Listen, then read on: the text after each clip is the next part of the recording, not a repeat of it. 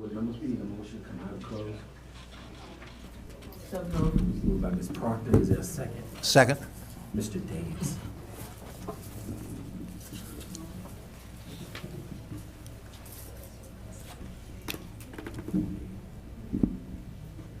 As required by section 2.2-3742D of the Virginia Freedom of Information Act, a roll call vote will be taken to certify that, to the best of each member's knowledge, one, only public business matters lawfully exempted from open meeting requirements under the Act, and two, only such public business matters as were identified in the motion by which the closed session was convened were heard, discussed, or considered in the closed session by the board.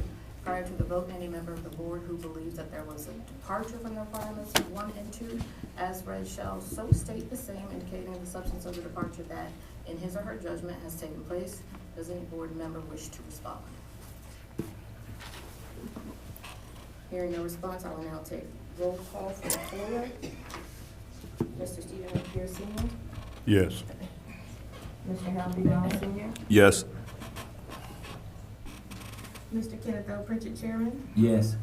Mr. Kari Tucker. Yes. Ms. Joyce Proctor. Yes. Mr. Bernard J. Lundy Jr. Yes. And Mr. Adrian T. Dance Sr. Yes. Thank you. They don't have any for action. Motion to adjourn from close. So moved. Moved by Mr. Pierce, is there a second? Second. Ms. Proctor, all in favor? Aye. Aye. Opposed, motion carries. Thank you. Good evening once again, everyone. The time now is 6:04 p.m. We would like to call our regular board meeting to order. Ms. Davis, if you would call the roll once again.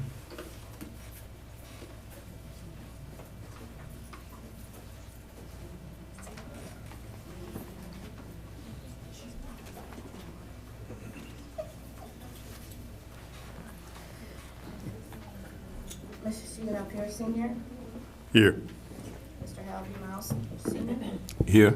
Mr. Kenneth L. Pritchett. Here. Mr. Kari Tucker. Here. Ms. Joyce Proctor. Here. Mr. Bernard J. Lundy Jr. Here. Mr. Adrian T. Dance Sr. Here. Thank you. Board members, we'll move to 1A, approval of the agenda. If there are no changes, is there a motion to approve the agenda? Moved by Mr. Lundy, is there a second? Second. Ms. Tucker, all in favor? Aye. Opposed? Motion carries. Next, we move to 1B, moment of silence. Ms. Davis.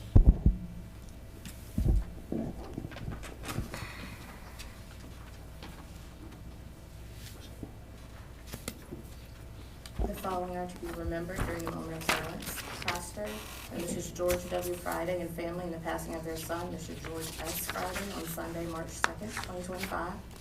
Mr. and Mrs. Adrian T. Dance Sr. and family in the passing of Ms. Costella L. Coleman, sister and sister-in-law, on Thursday, March 6, 2025. The family of Ms. Arnetta T. Jones, former Petersburg City Public Schools educator, and her passing on Thursday, March 13, 2025. Thank you. At this time, we have a moment of silence.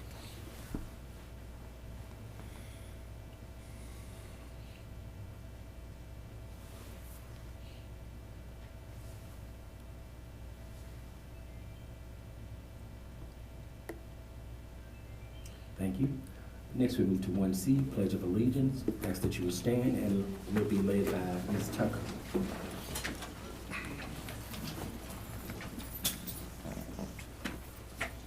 Pledge allegiance to the flag of the United States of America and to the republic for which it stands, one nation, under God, indivisible, with liberty and justice for all.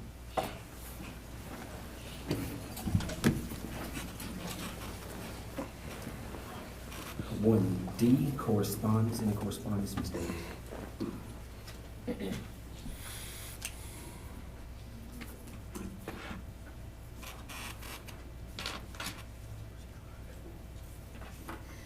The board received correspondence in reference to sympathy letters.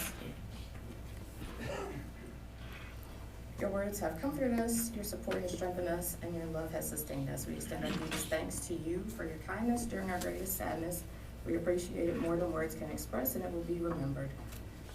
Petersburg City Public Schools, we thank you for the heartfelt letter written on behalf of our loved one, Alfred Williams Jr. We greatly appreciate your kind words. Be blessed, and may God continue to use you to minister to the needs of others in the community. The family of the late Alfred Williams Jr.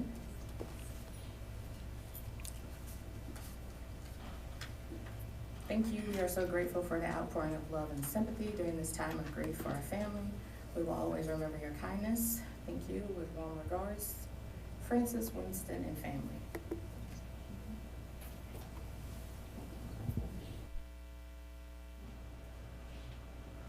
We are deeply grateful for your outpouring of love, kindness, and support shown to us during the passing of our beloved family members. Your thoughtful gestures and fulfilling words have provided strength and solace as we navigate these losses. Knowing we are surrounded by such care and compassion has made this journey more bearable, and we are profoundly thankful for that. Your kindness will forever remain in our hearts. Love always, your bond, human family. Thank you, appreciate it. Next, we move to number 2, Ms. Brown, 2A. Thank you, Board Chair Pritchett and school board members. I'm so excited for our recognitions this evening, and so we're going to start with our wonderful students. We have several students here in Petersburg City Public Schools that we're excited to highlight tonight. So we're going to start by bringing Mr. Bill Lawson, our athletic director here in Petersburg City Public Schools, to the front so that we could recognize our wonderful students. And so we're going to start this evening with our wonderful Petersburg High School wrestling team. Where's our wrestling team? I'm gonna change the order a little. I'm gonna change the order just a little bit. Absolutely, no problem. So thank And you. please, I'd like to say thank you for having me here tonight to recognize our athletes. They did such a great job, individually and as teams. So it's very good to come before you all and recognize them. I'd like to start out, and sometimes I always have a reason for doing things. I want to introduce my freshman who made first team all-region for girls basketball, Layla Graves.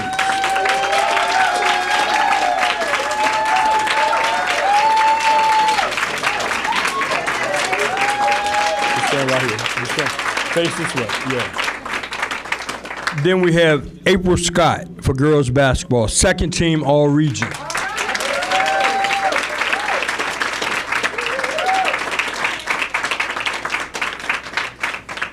I don't believe the next person's here yet. Aaliyah Turner, she made honorable mention for the region. And if when Aaliyah gets here, if she's able to make it in time, you'll understand her growth when you see her. And then for boys basketball, he's a junior, so we're expecting a lot out of him for next year. But he made second team all-region, Arkell Crenshaw.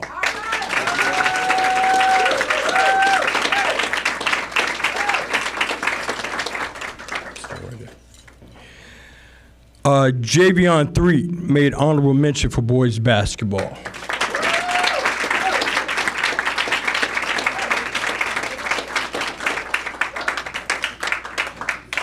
Nalin Robinson, boys basketball, honorable mention.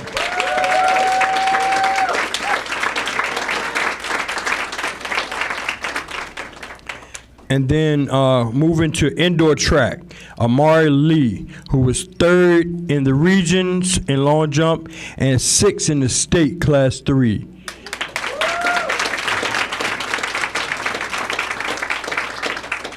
And now we'll move on to the next group, who's very special. They haven't had their state competition yet, but they have done very well in the super regionals. Starting out for speech, Taylor Thomas, second place in the super regional.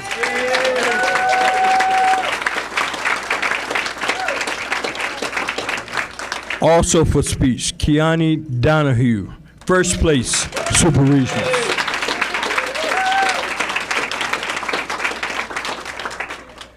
And first place super regional, Justice Moore. All right.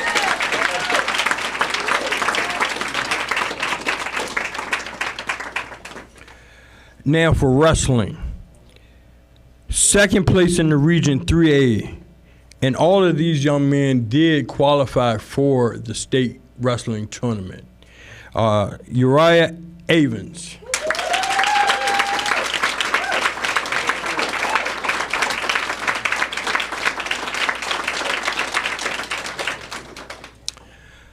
First place in the region, 6th place in the state, Amir Manat.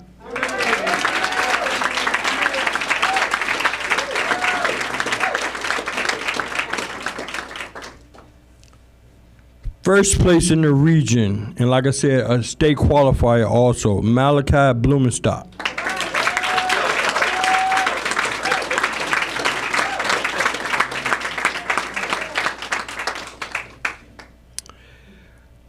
Fourth place in the region, and a state qualifier, Carlos Salas Mendoza.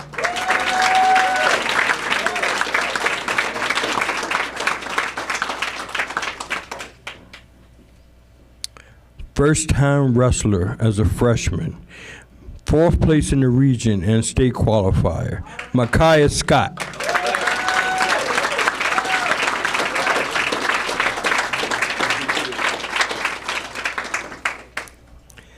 And our last one, 1st place in the region, 3A, state runner-up in Class 3, Keith Melton.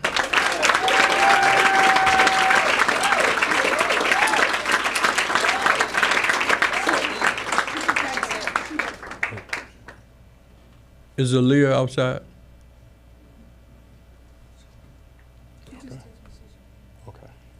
Okay.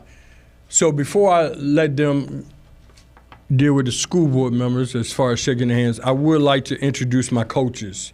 For speech, Terry Smith.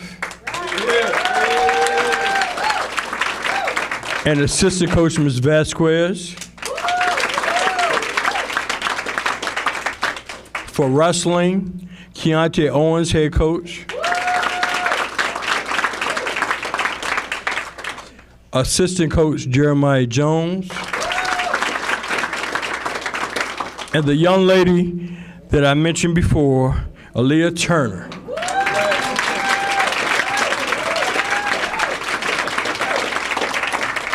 And yes, she is a sophomore.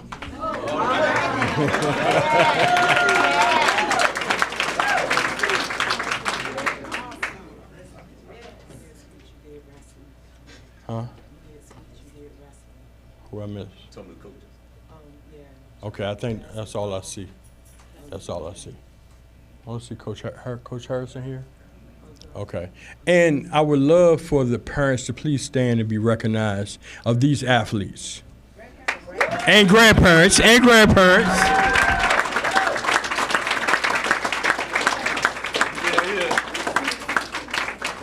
And I'd just like to thank all the athletes.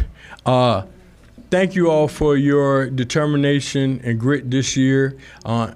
Just to go forth and play and speak, is remarkable. And we're so glad that you're representing Petersburg Public Schools. All right. Stay in line. Go through and shake the hands. You first. Coach. Go through. Coach Lawson. Yes. If we can, I know Ms. Smith is going to come up, but if the coaches will come up also and take pictures.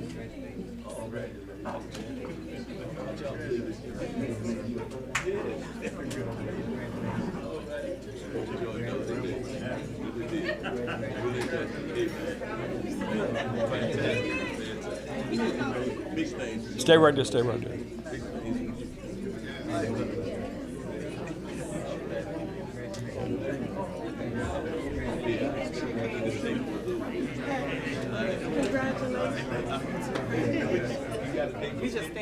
No, shake the hand, shake the hand, shake the hand. No, we're gonna take a picture. We're gonna take a group picture. Group picture.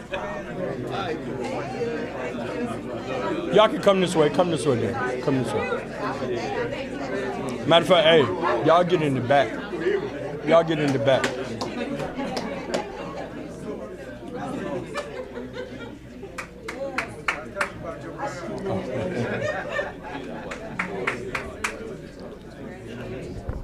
Everyone, let's give our students a hand, because this is why we're here. This is exactly why we're here in Petersburg. Congratulations to every single student in Petersburg City Public Schools. I am so proud as superintendent, and the school board is so proud of you. You all better do the thing and remind everybody that we are Petersburg City Public Schools. Well done, and remember to keep going, because we just getting started.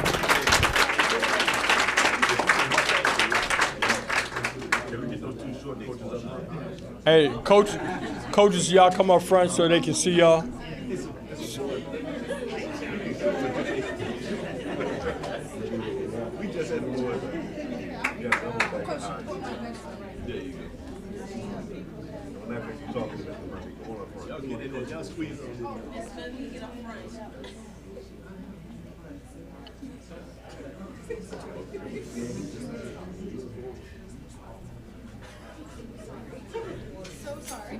I got one more. You got one more? One more thing I'm gonna do.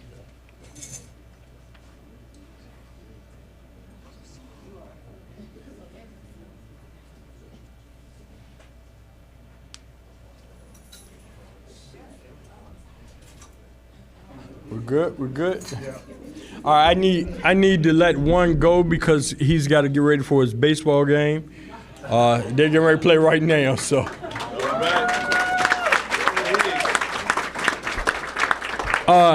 Can I have two young ladies to come right here for me, Miss Taylor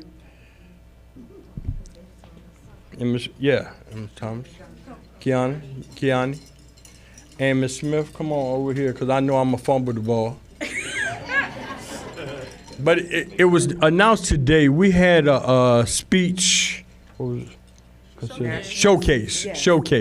We had a speech showcase today, and Ms. Smith announced at the end of the showcase that these two young ladies will go to Iowa for the national speech and debate competition to represent Petersburg. So I wanted to make sure everybody knew about it. Ms. Brown found out today, so we just wanted everybody to congratulate them, but we do have one thing before we go to the nationals. We got to make sure we go to the states and come back with that hardware.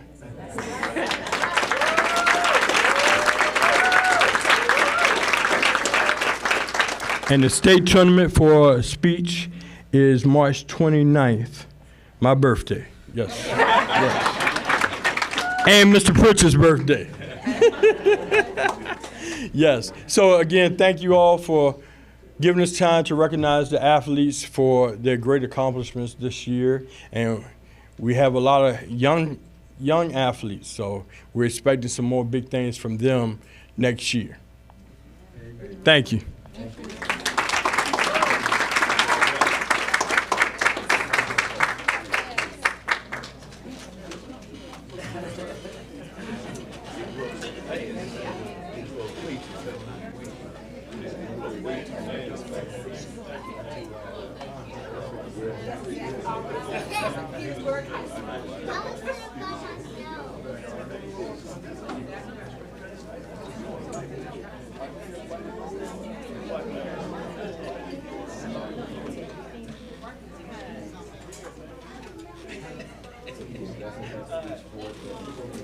That was so nice that they wanted. Yeah, beautiful.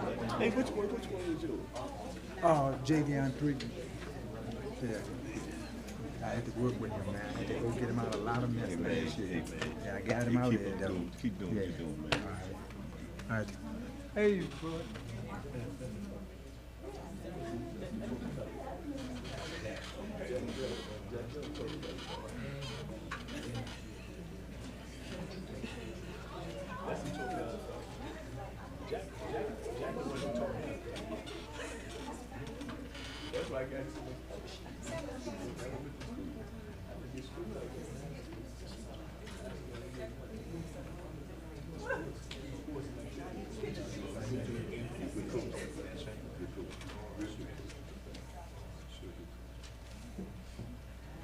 Thank you, everyone.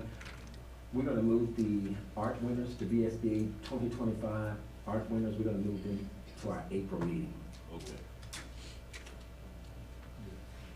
And then it's April, I believe, the 16th. April 16th. Okay, next, we'll move board members to approval of the consent agenda. Ms. Brown? Thank you, Board Chair Pritchett and school board members. It is the superintendent's recommendation that the school board approve the final personnel agenda dated March 19th, 2025, as provided. You can we'll take it as a block. Sorry, thank you. Thank you, Board Chair Pritchett and school board members. It is the superintendent's recommendation that the school board approve the minutes of the 3/13/2025, 3/10/2025, the 2/24/2025, and the 1/23/2025 school board disciplinary committee student hearings, and 2/18/2025 PCPS board budget work session FY 2026 as provided. It is also the superintendent's recommendation that the school board accepts the donations received by the PCPS as provided. And if you will direct your attention to the screen. This is the March 1st, 2025 to the March 13th, 2025 school division donations.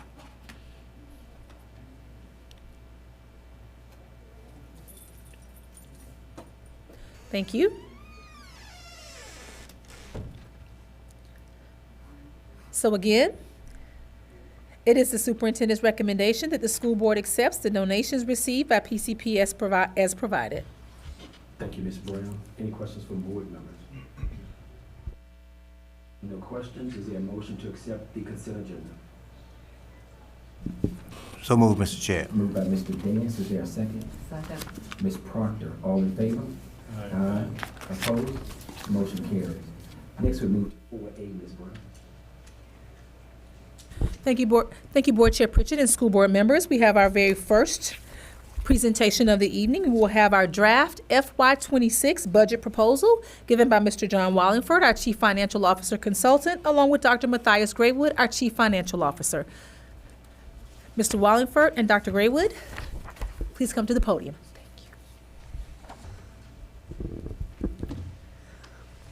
As Mr. Wallingford prepares and Dr. Graywood joins him, I'm really excited as superintendent to bring the very first FY 26 budget proposal as superintendent. And so we want to thank everyone for all of their feedback, all of our community members, our school board members, and our staff for all of the feedback that we've received around our FY 26 budget. And so this is our draft proposal based upon the feedback from our various sessions. Mr. Wallingford, thank you.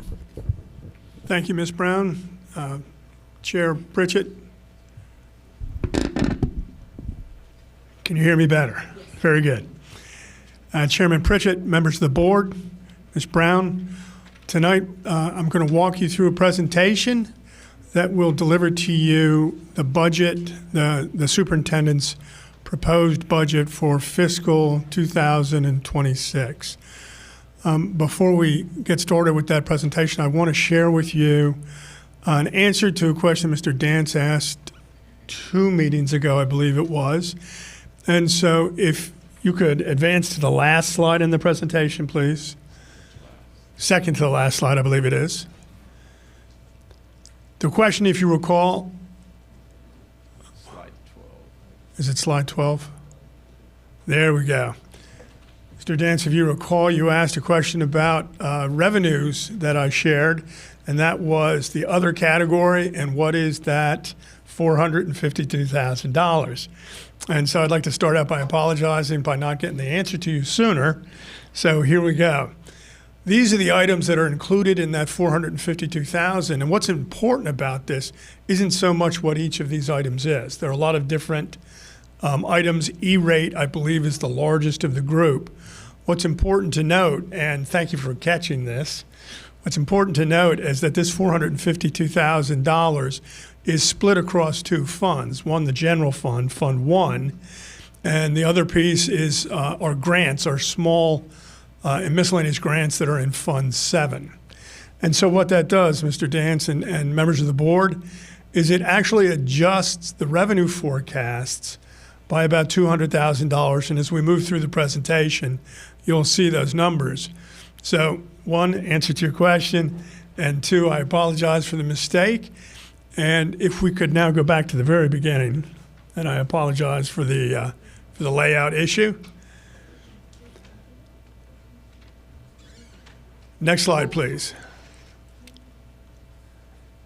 Okay, so the agenda for this evening will be a conversation about the planning process for developing the budget, not a full-blown strategic plan. Then technical budget adjustments, and I'll talk about those just for a minute or two. The budget initiatives, and you've seen those slides, but this is the final form. Then I'll talk about revenues and expenditures, and then a couple of additional items that you see there at the bottom. That $452,000 you see, but I thought it would be useful to put it at the very beginning of the presentation. So next slide, please.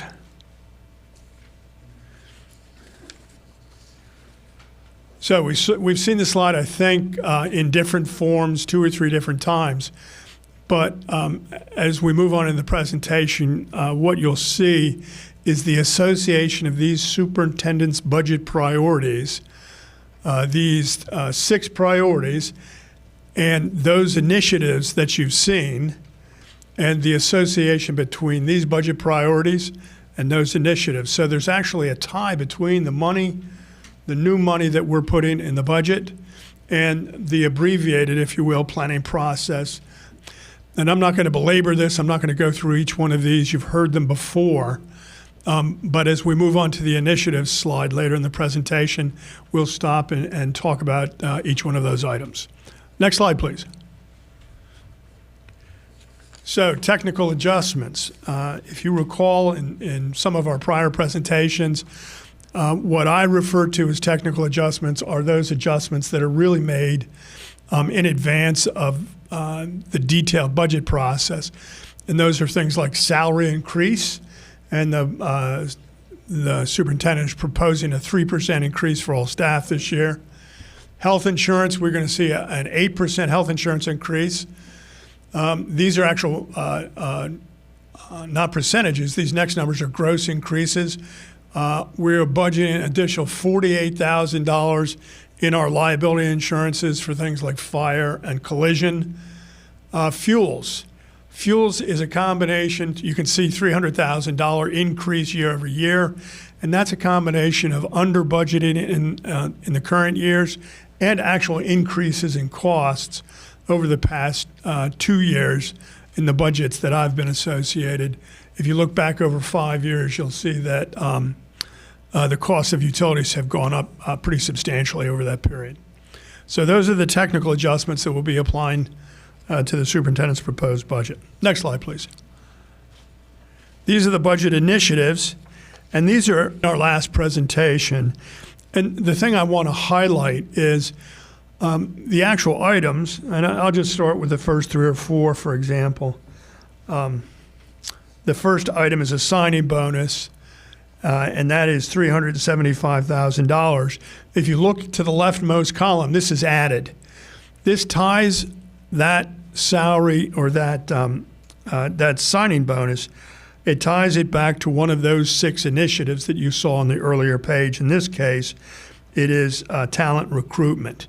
And these are just abbreviations for those 1 or 2 sentence initiatives that you saw on the earlier slide.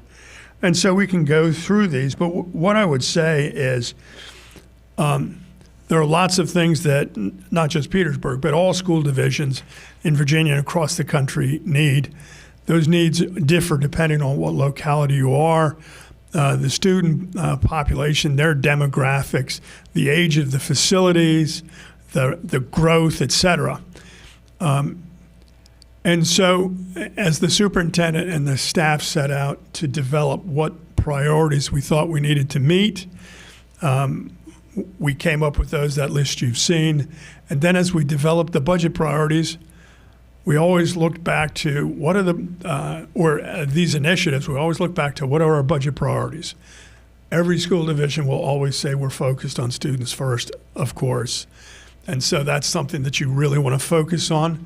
The facilities here in Petersburg, Virginia, those facilities are, the newest ones are pretty old. There's work that needs to be done in those facilities. And so you'll see that priority here, and it's substantially funded this year compared to prior years. If you recall from prior presentations, you'll remember that we saw a revenue increase of approximately $5 million this year. and that's $5 million on a baseline budget of about $65 million, actually $70 million this year. Substantial increase year over year. You may not recall this, but the prior year, fiscal 24 to 25, was also a substantial revenue increase year of, again, about $5 million. And that's what allows us to actually fund these items. The total of these items is about $4.1 million. And that's a function of really two things. One, state revenue substantially increasing 2 years in a row. And we've also seen an increase of revenues that we're getting from the city transfer, from $10 million over several years in a row to 12.3. And when I get to the end of the presentation, I'll talk a little bit more about those revenues. So again, there's really nothing new here on the slide. There was conversation about one position that I would like to highlight, and that is a student information systems position. Okay, that is already built into the budget. It was a conversation at the last meeting, so I wanted to highlight it, even though you don't see it on this list, because we don't actually have to increase the baseline budget to fund it. But I wanted to make sure that everybody here was aware that that is a position that's in the process of being filled that has no budgetary impact on us. The last thing I'd like to mention on this slide is the bottom section there. You see a couple of items, and then kind of rotated off at about 45 degrees, you see a note that says additional city funding. So we get a spreadsheet every year from VDOE when the budgets are finished. It's called Calc Tools. This is kind of the nerdy inside finance stuff that I'm talking about right now. And what they do is on that spreadsheet, they calculate what the state, then the transfer that's taking place in fiscal 25. The transfer that is taking place in fiscal 25 is the number that the folks over in finance suggested to us we'd get this year. So we're going to be communicating with the folks over the city and asking them to increase the transfer by about $600,000. And so we actually got a little additional revenue on that. Okay, that's the first piece here. The second piece is we'll also be requesting, and we talked about needs-based budgeting, not just a revenue share. We'll also be communicating with the city that these items, the assistant AD and the additional slots at those schools, we're asking that the city fund those in addition to the $12.3 million that they initially intended to share with us. Next slide, please. So this is a recap of revenues. You've seen this slide. What you see here, and the important number really is to take a look across the bottom. In the bottom, I always go to the bottom right-hand corner of every spreadsheet I look at, and you'll see $12.7 million. $12.7 million is that amount that I just mentioned. That's the required transfer. That's what VDOE says the state needs to provide to us. And that is actually higher than the $12.3 million that was the transfer for the current year and they expected to give to us. So this is going to require some communication between us and the city. You'll notice if you look at the top right-hand corner, you see a $12 million number. That number is actually about $200,000 higher because it includes the assistant AD position, and it also includes those slots at this, the additional gifted slots. Next slide, please.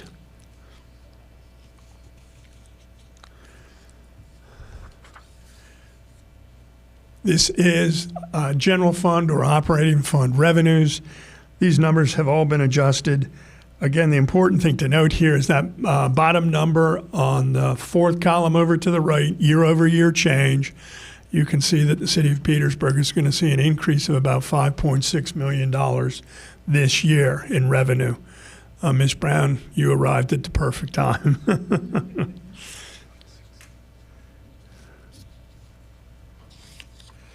Also of note is the increase in state revenue from a percentage standpoint of just over 10%. Those are good numbers.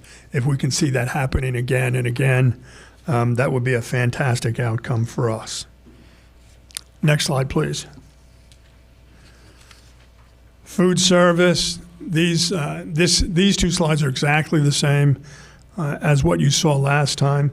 Food service, the total budget.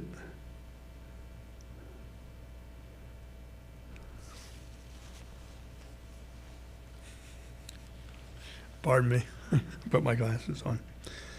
$3.3 million for the food service fund this year. And of note is this is the second slide, the second table on this slide, and that is our grants fund. Now, the numbers here are similar to what you saw in an earlier presentation earlier this month and last month. There is one difference here, though, that I want to note. The school division has difficulty when we receive a grant that's not budgeted as part of the original budget. So if we build a budget of about $15 million, and then let's say sometime in February, March, we receive $1 million grant.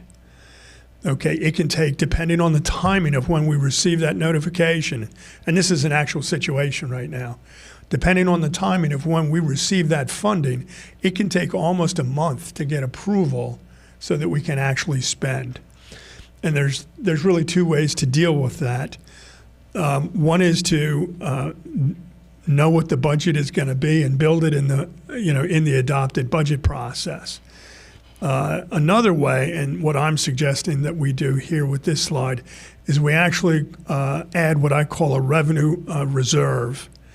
And what that means is we put budgets in place, and this is going to be an ask of the city, but we put a budget in place that has no revenue support. So we have $1 million, in this case, I'm sorry, again, I got to put my glasses on. In this case, we're going to put $1 million in place, and that's not supported by any revenue. So what happens is when we get an award for an $800,000 grant, okay, we can immediately put that award in place.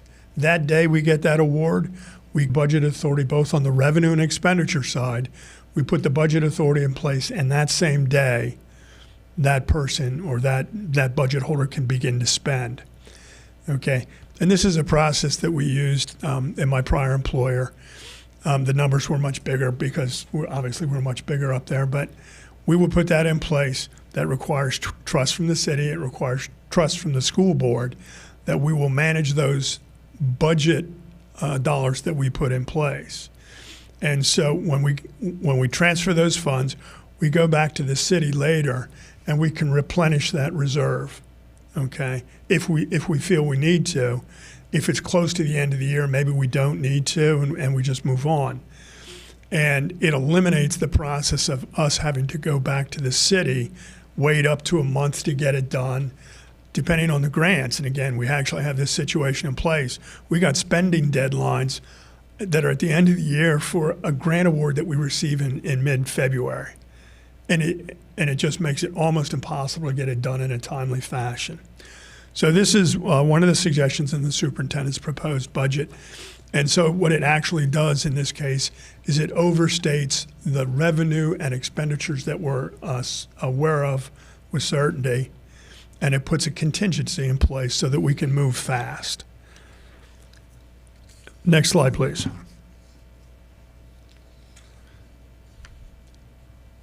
Next slide, please. I know there are two of them. Go ahead.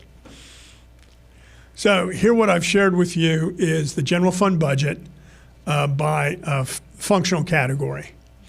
Okay, this is the categorization that is described in the Code of Virginia. These are the categories that we have to do reporting on, and there are a lot of legal issues on these categories. But what you can see here is instruction, and this is important to note. Instruction is about $46 million. One of the things that the state of Virginia looks at, and they scrutinize pretty closely, is something called the 65% rule. And the 65% rule, long history, came out of Texas, And it was an attempt to make sure that a specific amount or greater than a specific amount of total operating dollars actually got into instruction as opposed to facilities and administration and those kinds of things. And that's something that we have to report. Excuse me, that's something that we have to report in what's called the superintendent's annual school report. That is a financial and other statistics, but for us, it's a financial report that goes to VDOE. And Schedule M, Schedule M, actually calculates what percentage of our total dollars go to instruction. In this case, if you do the math on this, we're at we're at 66%, roughly 66%. And so it's important to note that in our budget process, we've actually exceeded the 65%. Now, it's not a requirement that's associated to penalties or anything like that, but it's important. It's something that finance people are concerned about because they measure it. Okay, and so it's good to note. Ideally, you'd have 70% or 80%. You know, every dollar that you can possibly sink into instruction is what should happen. But across the state of Virginia, 65% and above is a good number. So this is a good sign. Next slide, please. So I've walked you through some of the numbers. I'm not going to belabor this slide again. You've seen it. We've actually implemented, after having talked to you about a couple of things this evening, you can see that we've implemented. We haven't implemented number one yet. Number two and number three, we effectively have. We've got a funded CIP and TIP next year. You saw on the initiatives list about $2.3 or $2.4 million there. So we've actually accomplished that this year. And we have, please. Next slide, please. As we approach the end, currently we've hit all the milestones on this except the presentation. Well, actually, the budget hasn't been adopted yet, but this presentation or a presentation similar to this will be made to the City Council in early April. The folks in the finance office are still coordinating with the city finance folks to firm up that date, but we believe that date will be April 1st right now. And that's all I have. Thank you. Next slide.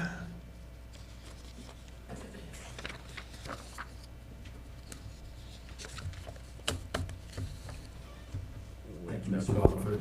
Are there any questions from board members? Mr. Miles? Yes, on that grant, you said that when the grant money come in, it's a month process because it goes to the city and then it had to come to us. That's what you're saying? No, what it does, Mr. Miles, is the request to increase the budget comes to the school board first. So there's the lead time to get it to the school board. And depending on when you get the award, that could be a week or it could be 2 weeks. And then it has to get in line to get on the city council's docket so that they can adopt it because they have to adopt any budget changes that are made. That all has to go through the city. So worst case scenario, it costs you about a month or it could cost you a little bit more. Another problem from a timing standpoint we have is that their city council meetings are on Tuesdays. And guess when ours are? They're on Wednesdays. So just that one day can also cost you time depending on how you hit it. So what we would do is we would put $1 million or some number in place that we in finance and the superintendent understands is not to be used except in the event that we actually have an additional award of some kind of grant award or other unplanned for revenues. And we would be able to use that. And if we need to go back to replenish the contingency fund, we could do that. With my former employer, we would go back sometimes 2, 3, 4 times a year. And Yeah, it really I didn't becomes mean for you to go a timing over all that. issue. You know, what I wanted to ask you was, I'm sorry. from the time we receive the award to the time we get the award, what's that normal time period? From the time that we receive the Is awarded the award? Because, you know, once they say we have it, how long does it take for us to actually get it? It can take up to a month to actually. That's what I wanted I'm to be sorry, clear. yeah. That's what I want to be clear of. That's why you need this process. That's correct. Okay. And the money that if we have to use it, actually come from the general fund until the money come in, then we replace it. That's what you're doing? No, that's what we would do in this circumstance. Right. That's what I'm saying. correct. I just want to make sure I was clear. That's all. It was a point of clarification. I just want to make sure I was clear on that. Have we ever had a situation where we said we were receiving something and didn't receive it?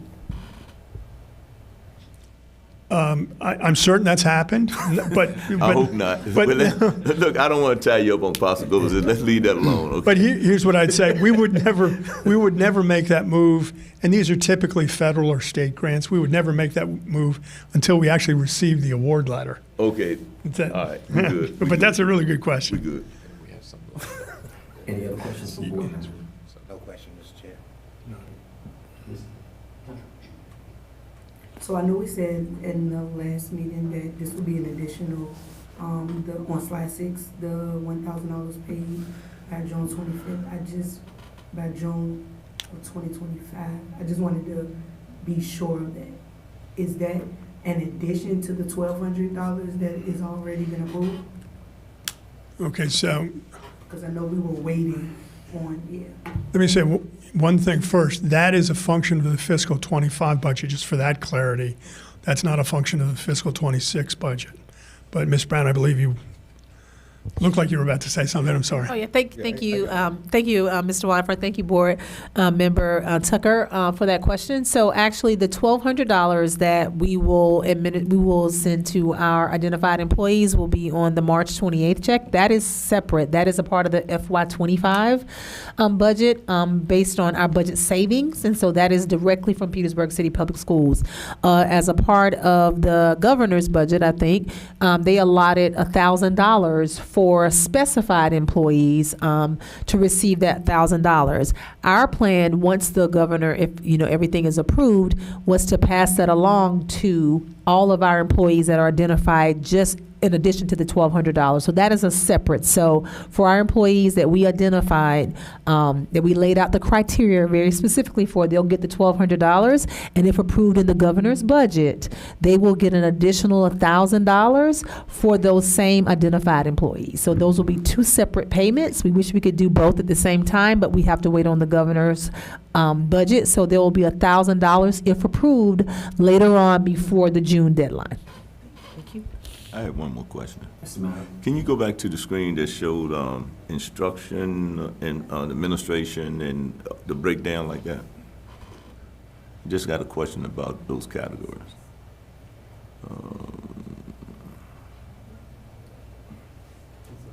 You keep going. There you That's go. it right there. Okay. Now, I just want to make sure I'm clear on this. The administration, that's central office, correct? That's central office. I can get you the breakout of what those are.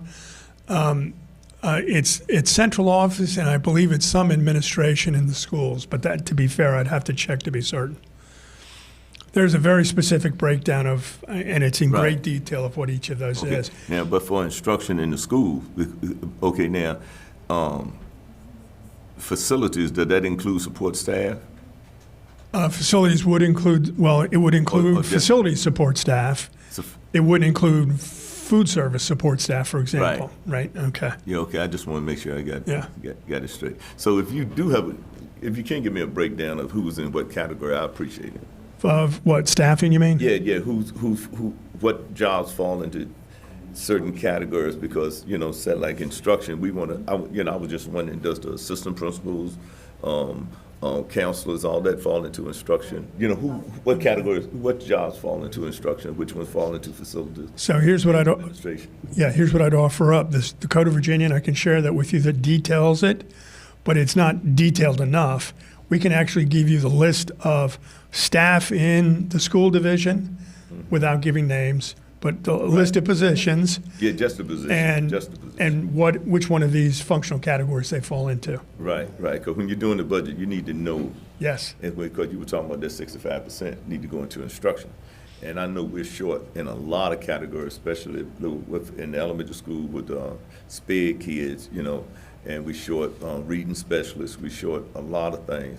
so that we need to get certified people. We have people, but we got a lot of substitutes. So I was just wondering what fall into what, yeah. Yeah, these, And then we have student support services. Would that fall, I'd like to know where that falls, because we got a lot of jobs that might fall into somewhere else, that's all. so you can have instructional, for example, you can have instructional costs that are actually here in the central office. It really depends on what the costs are too. So it gets reasonably complex. The one last thing I'll mention about this, Mr. Miles, is that what you don't see on here, because it's only the general fund, you don't see food service. That's kind of a glaring omission. Right. Then there are a couple of other items that you don't see here as well. But when I shared with the board, when we shared the Code of Virginia sections and the detail of what there is here in Petersburg, you'll see all of those categories. I think there are 9 or 12 of them. Because I know a lot of our food services come from federal grant, right? That's correct. So that wouldn't be on here anyway, because that's not general fund. Correct. Okay, all right. I just have one question. Yes, sir. I know that we'll be voting on this when we get to the action, but are you all planning to give us a detailed budget booklet?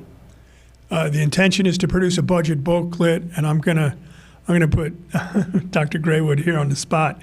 The intention to produce a budget book that is similar, maybe not quite as thorough, but similar to what was produced by the finance staff here in 2018, which is a year that we won, I think it was probably the ASBO and the GFOA awards. It was a very detailed budget book. So yeah, it's our intention to do that. And I hope we can submit it for the award this year as we have in prior years, or in that one prior year, excuse me. Okay. Because I think what Mr. Miles is asking, I think it would be in that booklet. Yes, it would be in that booklet, yes, sir. Okay, thank you. Any other questions? Thank you, we appreciate it. Thank you. Thank you, Mr. Wallingford. Thank you, Dr. Graywood, for your work on our first budget together. Thank you so much. 4B, his name again. Thank you, Board Chair Pritchett and school board members. For our second presentation of the evening, we have our February 2025 monthly update of the budget given by Dr. Matthias Graywood, our Chief Financial Officer. Thank you. Thank you, Ms. Brown. Thank you, Mr. Pritchett, board members. My name is Matthias Graywood, and I'm presenting the budget update for February 2025. Next slide, please. Prior to going into the numbers, I just wanted to update the board that we've received the draft FY 2024 audit report. And from the last presentation that the auditor did, he agreed that April 16th, he would deliver that report here as a presentation. Next slide, please. Here's the update for the general fund 01. And from that detail, you can see that FY25, the budget was $67 million. Expenses as of 2025 February, 38.9 million, and the balance is 28.4 million in that fund. Next slide, please. And you can see in in food service and grants, the budget expenses. The budget for FY25 is 5.1 million for Fund 2, which is school food service.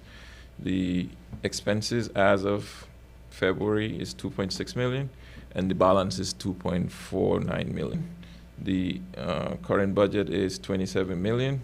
As of February, we've spent 15 million, and the balance is 12.2 million. You could look at, you could see that in the operations and maintenance category, there's a 14.7 thousand positive balance. This is an update from the last update where Mr. Lundy had asked a question about that amount being negative, and we looked into it, and I told you what the problem was. It's now been corrected, and so going forward, you would see that it would be a positive number. Dr. Graywood, just want to stop you really quickly. So can you go back to that number that says in Fund 7, I think it says operations and maintenance. Can you make sure that that number is correct? I know you said 14,000 something, so can you just confirm what that number is as far as the I guess, overage or the additional funds that we have left? 14,317. Okay, perfect, thank you. It's not, it's a small number, but. It's not 14 million, it's 14,000, right? Okay. Okay. Did I say million? I'm no, sorry. it's We don't have that kind of money. Thank you, Dr. Graywood. Thank you for correcting me. I appreciate it, Ms. Brown. Okay. All right. So the total of the food service and grants fund, the total budget is 27 million, and the balance now is 12 million. On all funds, the budgeted amount was 94 million. What was expensed was 54 million, and a total balance of 40 million. And I'll take it to the next slide for questions if you have any on that update. Next slide, please. Oh, questions before I move on to the next. Any questions on the first two slides? I just want to share, go to the first slide, and I did speak with Dr. Graywood. Go back. I'm sorry, yes, right there, the first chart, yes. Thank you. I did speak to Dr. Graywood because one of the things I noticed that we were missing was the local funding that showed us what city council gave us and where we are and how much they owe us. That usually was presented in our general fund, so he's going to put that in next month. In next month's presentation, we would include the revenue side of the city. We would provide a budgeted amount. As of March, we would provide all the revenue received and then what's remaining for the rest of the fiscal year. Thank you for bringing that up and for pointing it out. No problem. Go to the next slide. Next slide. Now, can you explain to us, well, all of those are fund number 7, but pupil transportation, operation and maintenance, debt service and fund transfers, and technology. With those small amounts, what are we going to do when the money runs out? What are we talking about? Debt service and See, fund? you have the balance over there? What balance? See, you have, let's look at pupil transportation. You have a balance of $6,673. Oh, that's in Fund 7. Yeah. Grants. That's grant. Yes. So when it runs out, that's it? Yes. Okay. So your maintenance and operation, 14,000. So what happens with that? If we run out of money in there, which I don't think we will if you look at the balances, we have opportunities to shift those into general fund. Okay. Okay. Okay. So Dr. Graywood, just for clarification, so these are grants funds. And so after we've exhausted all of the grants funds for these particular funds, if there is some additional funds that are needed, we have the ability to shift from general funds to take care. In federal funding category, we have budgeted annually 1.4 million, and year-to-date expenditure in that category is 797,000, and the balance outstanding in that fund is 602,000. Next slide, please. In the non-federal category, we have 350,000 budgeted. We have about 196,000 expenditure and a balance of 153,000. Overall, we budgeted between those two funds 1.75 million. We've spent 993,000, and a balance of 756,000 in both funds is remaining. Next slide, please. Questions? Any questions on Head Start? Thank you, sir. We appreciate it. Thank you, Board Chairman Pritchett. I appreciate it. Thank you, Dr. Graywood. See? Thank you, Board Chair Pritchett and School Board members. We'll now move to our next presentation of the evening, starting with our School Improvement Grant, or our SIG presentation. It'll be given by Ms. April Blunt. via Zoom. There, and when it came time for principals to be involved, we made sure principals attended. As I said, Dr. Jackson has spearheaded this from beginning to end, not only working with the State Department to make sure that we're required, but to also include our stakeholders, which are our principals, to make sure that we have identified the needs for our students. And this is supplemental needs.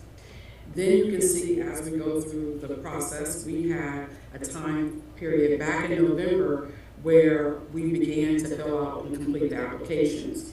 That was done in consultation with the principals and their leadership staff so that they could identify the specific needs and the resources that they were going to use in their school buildings. Just moving on to December 30th, 2024, OSQ, because we had submitted our applications, provided us with feedback.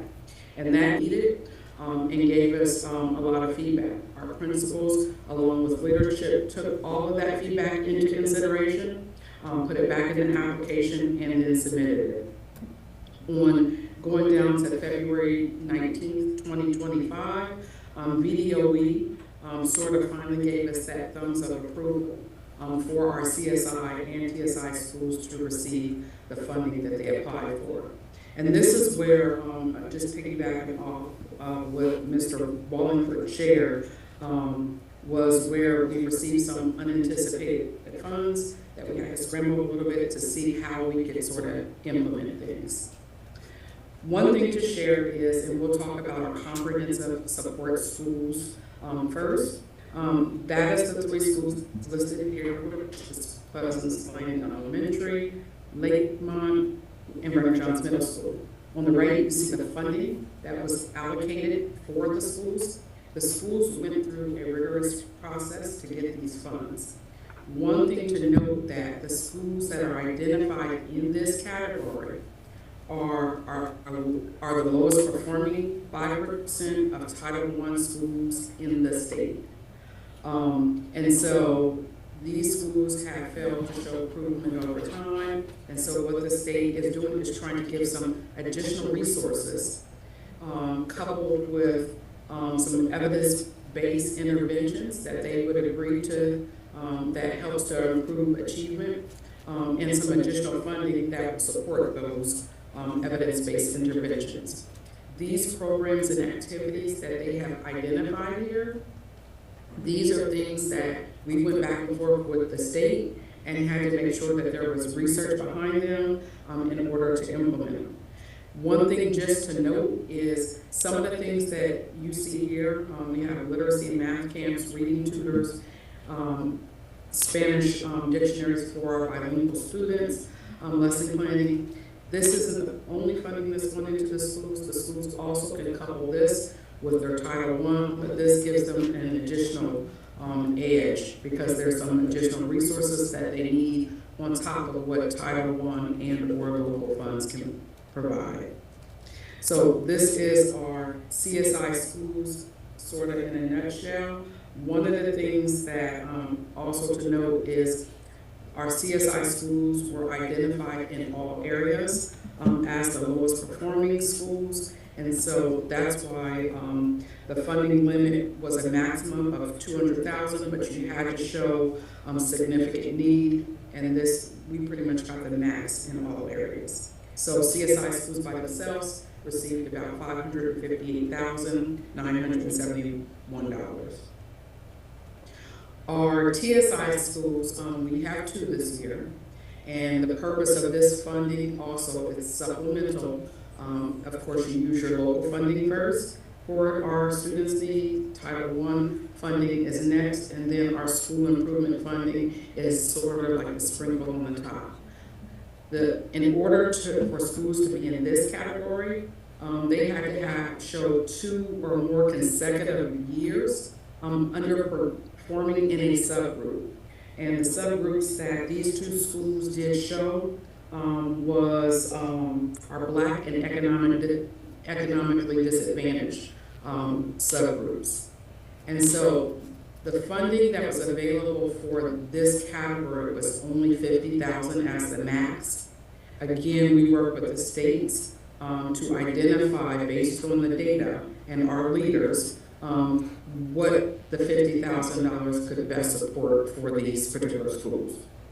These schools selected reading tutors and math tutors in some cases, math and science using IXL to supplement some of the work and some of the teaching and learning that's going on, some consumable science kits for our students, and swivels. And swivels is just to allow teachers to be able to deliver instruction, sometimes record that, and have that available for students. And so the total TSI funding that was available for these two schools is $97,200. And the last part of this is the school improvement oversight. One thing to note through this whole process, it is a collaborative effort, and when I say collaborative, we have the support of the state, we have the support of our different departments, curriculum and instruction, accountability, finance, and leadership, all working together with our schools to make sure that they're successful. And not only in doing that, you can see on the side that this grant period, which is a challenge, started October 1st, 2024. So some schools were awarded way back then, and it has to be fully spent by September 2nd, 2025. One nice thing is, we finally got the actual letter of approval in March, even though it was approved in February. The actual letter to say, yes, thumbs up, we received in March. So it's been a tight turnaround. Again, Dr. Carter Jackson is the grant manager. She's been able to work with the schools, and this is the budget that you see in front of you, and the allocation and how schools are going to use their funds in the categories that they have been approved.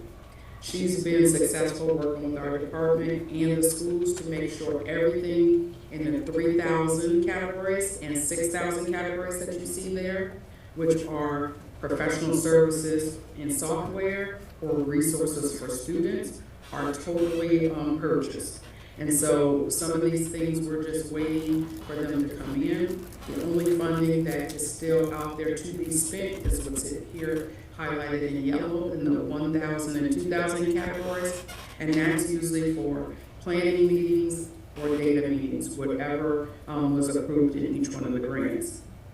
So one thing to note is to make sure that we have adequately spent and beginning to implement. The state will be doing a monitoring. They'll be doing two different types, one with the division level staff first in April, just to talk about where we're at, the supports that we have in place for our schools, the monitoring that will happen. And the second meeting would be with the principals that they're scheduling it, where they go around and actually see these things along with other good instruction that's going on in the buildings, implement it, and give us feedback. We in the Federal Programs Office and Finance are making sure that we're monitoring, making sure everything is documented. So we'll be doing some fiscal internal audits to support them, and we'll go out and make sure that the items that we have purchased actually came and we see them in progress. And so the total funding allocation with this grant is $656,000 approximately. That has to be completed and spent by September the 2nd. Any questions? Any questions from board members? Mr. Miles? Yeah, go back to that last screen. It was really, I guess it's hard for the public to see, but right there what you say, meeting and planning. Mm-hmm. And what's that figure? Is that for meeting? So for Lake Mont, they have about $12,000, approximately $12,000. Vernon Johns has approximately $27,000. And Pleasance Lane has about $15,000. And so this is a weekly meeting? Well, or is it a monthly meeting? So These meetings can happen from now until September. So principals, for example, may have data meetings where they're honing in on certain subgroups, and they may be after school, they could be on weekends. And when they do have these meetings, they're able to pay their staff after hours to attend the meetings and get the work done, because they may be doing data dives, they may be doing some planning, because, hey, I might see that my students are struggling or doing well in an area. Okay. And we need to rearrange things to make sure that, students are successful and that teachers have adequately been able to plan. So the money is actually for the two paid teachers to stay after hours, whether that be on Saturdays or after school. Okay, I just want to make sure that I had the complete understanding of it. So we're actually paying them to come to the meeting to improve. That's right, and so these meetings are probably going to be on top of other meetings that they already have. Because we know that teachers have planning meetings during the day, but sometimes, particularly at quarters end or something like that, you may have to do a little bit extra, and that's what this money is for those extra meetings. Or if they, go out and have, some type of meeting to bring external. Make sure that everyone, even the public, understand what we're doing here with this grant money. Because when you're spending money like that, a lot of people say, well, what are we really paying for in these meetings? We're actually paying for personnel and people that come in to do the training, something like that, plus the teachers that being there. And that's a lot of effort on the side, on behalf of the central office, to get a grant to pay them to come to a meeting where they need to be planning to improve in these areas of reading and math and different things like that. So it's a great effort going forth to help our teachers, to help our kids. So, but when you look at the budget, I know a lot of people might see that and might not understand what it's for. That's why I asked the question. Yes. Any other questions?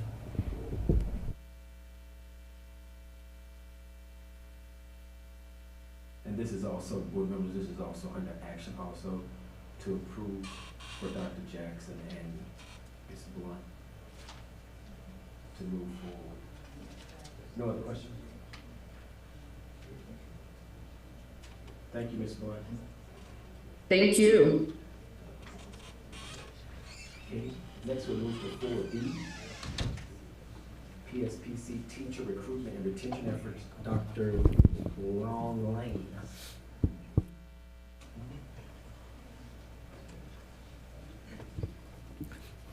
Thank you, Dr. Long Lang, our new Assistant Superintendent of Human Resources. Thank you so much for bringing the report this evening to talk about our recruitment efforts here in Petersburg. Thank you. Good evening, Board Chair, Vice Chair, Superintendent, Board members, and attendees.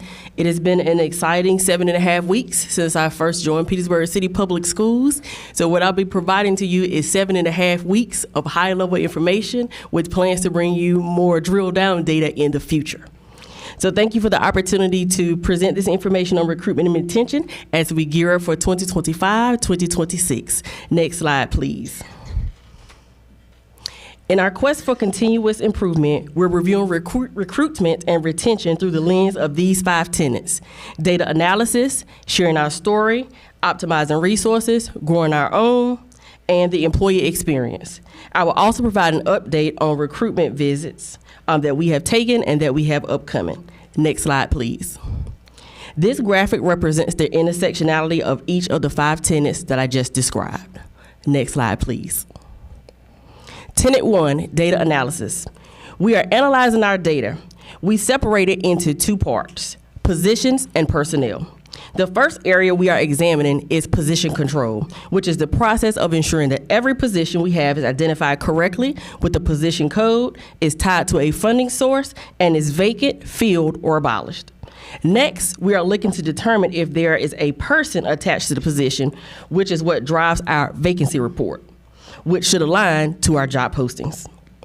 Having a clear picture of this data is going to help us to ensure that we are recruiting for the right positions for Petersburg City Public Schools. This process, in partnership with Business and Finance, has allowed us the opportunity to review our systems and get additional training on how to run reports to make this data easy and more accessible. We have partnered with school-based administrators as well to validate our staffing sheets and review employee intent responses to help create a clean report for position allotments. Simultaneously, we are looking closely at our teacher certification data to determine what support is needed for our teachers that are not yet certified. While this quantitative data will help us with recruitment, it is equally important to us to capture the thoughts of our current employees. So for that, we will be conducting a pulse survey, which will gain insight into employees' perceptions of their working conditions, as well as collect data on how they feel about the benefits program. Next slide, please. Tenet 2, sharing our story. We are making our rounds to attend career fairs both near and far to share the possibilities in Petersburg. From these job fairs, we are able to increase visibility about the division and collect information for individuals who may not have considered a career in education. We will be creating email campaigns so that we can target recruit these individuals to ensure that Petersburg City Public Schools is on their radar. Every employee is a recruiter, and by sharing how much we enjoy working here, we can encourage others to come and be a part of what we're doing here. We have extended our network to include principals in recruitment fairs to ensure that they have the opportunity to meet candidates firsthand and share opportunities they have at their respective schools. We're also expanding our online presence by utilizing LinkedIn, updating information on our website, and updating our paraphernalia that we passed out that represents the Petersburg City Schools brand. Lastly, and most excitingly, we are in the process of transitioning from Keystone to Frontline, formerly known as AppleTrack, which is an applicant tracking system that is more common in education, which will allow candidates to be able to apply with one application but be able to reach multiple districts. So we're looking to integrate that process within the next 60 days. Next slide, please. Tenet 3, optimizing resources. We are prioritizing our funding to focus on programs to increase efficiency, communication, and eliminate common barriers teachers face when completing required courses for certification. Frontline, which is the system we will be moving to, will allow us to create emails within the system to provide immediate responses to candidates and allow them to track where they are in the pipeline. Moving from paper to electronic forms via DocuSign increases accountability and ensures we're following prescribed processes in alignment with board policy. Proximity learning has also been utilized to provide instruction during the gaps when we are actively recruiting candidates. One of the most common barriers to teacher certification is cost. So we are revisiting funding sources to continue to and to revamp tuition reimbursement and assistant initiatives to continue to provide bonuses for our teachers as well as reimbursement. The second most common barrier that teachers encounter when trying to acquire licensure is testing. So we are continuing our partnership with Study.com, which is a nationally recognized source, self-paced to help our teachers prepare to pass their praxis exams. Next slide, please. Tenet 4, grow your own, grow our own. We have partnerships with colleges and universities near and far, and we have the opportunity to improve and enhance our workforce by investing in our very own people here in Petersburg City Public Schools. We have also most recently been awarded a grant to begin a middle school core program in the amount of $10,000. Outside of our colleges and universities, we also have a partnership with the program I Teach, which provides 2 tracks for teachers to become licensed. They can obtain their provisional license, and once they have acquired that, they can also move through the program to acquire their full collegiate professional license. Thank you, Dr. Lane. I just want to just take a minute and take a look at our university partnerships. I know that this is not an exhaustive list, but I definitely want to highlight the fact that we, as we work with you say VCU Heroes program, I think it's Virginia State. Yes. Is our Heroes program, so it should say VSU Heroes. Yes. It's a part of our partnerships, and of course we in Petersburg have a close partnership with Virginia State University for our Heroes program, and that's one of the ways that we are absolutely growing our own. So I just wanted to make a correction to our slide side where it says VCU Heroes, but it's actually VSU, and we're excited about that, and we're going to continue that great partnership. And I know that you've been here for a short time, so we just want to make sure that we get that updated. Yes, ma'am. Thank you. In alignment with Ms. Brown shared, our partnership with James Madison University also partners with Brightpoint Community College in a 2+2 program, or it allows individuals who have not yet acquired their associate's degree to go to the program there. And we have 3 candidates who have expressed interest in that program thus far. For our VCU RTR program, we have 3 potential candidates that we are looking at with that program. They have assured us that throughout the issues they may be having with funding, that we will be able to move forward with our cohort this year. And both Regent University and Grand Canyon University offer discounted rates to our employees to take coursework towards completing their licensure programs. Next slide, please. Lastly, Tenet 5 is about enhancing the employee experience. The most effective recruitment tool is retention. Our goal is to create a positive experience from the time applicants apply until they retire. We are reestablishing best practices within human resources to create a seamless onboarding process, conduct regular orientations, reprise recognition and rewards programs, and improve professional growth opportunities based on some of the feedback we have already received. Turnover is costly and affects the performance of our schools. So we are re-energizing our staff by ensuring that we are listening to their needs and providing supports and responsiveness in a timely manner. SHRM outlines respectful treatment of employees at all levels is the #1 concept to make a lasting impression on employees. So we're ensuring that we are being responsive to emails, visits, calls, and texts so that employees know that we care about their concerns, and we are working as fast as we can to find resolves to the concerns that they bring to us. We are excited to complete our data cleansing project that we've been working on for the past few weeks, produce our staffing sheets to our schools and departments, and transition to our new recruiting, hiring, and onboarding platform in Frontline. We feel confident that these new processes that we're implementing, and by reinvigorating processes that were in HR before, will help us to recruit quality talent to Petersburg City Public Schools, as well as retain the quality talent that we have. Next slide, please. You'll notice at the bottom right of the screen is a hashtag which says Transform with Us. When we look online at different school divisions, we notice that they have usually a 3-word catchphrase, a call to action that tells you what they're about, what they stand for, their core values, and how they want you to come and be a part of their team. So in that same vein, we have adopted the hashtag Transform with Us in alignment with the superintendent's vision of transformation within the district. Thus far, we've been able to recruit at the following places that you see on your screen. There was a local job fair at the library in January, Old Dominion University, Virginia State University, Christopher Newport University, James Madison University, and Longwood University. Next slide, please. As we continue on our recruitment journey, we were at Brightpoint on yesterday. We had Fayetteville State University today. We also had the PERT Career Fair in Pennsylvania, which is to continue to recruit and retain individuals within our division. We are peeking into our retirees. So we're looking at gathering a list to see if we have retirees who are interested in coming back to support us in the district through the opportunities available in our critical staff shortages, as well as mentoring opportunities that we want to re-embed into our schools for our beginning teachers.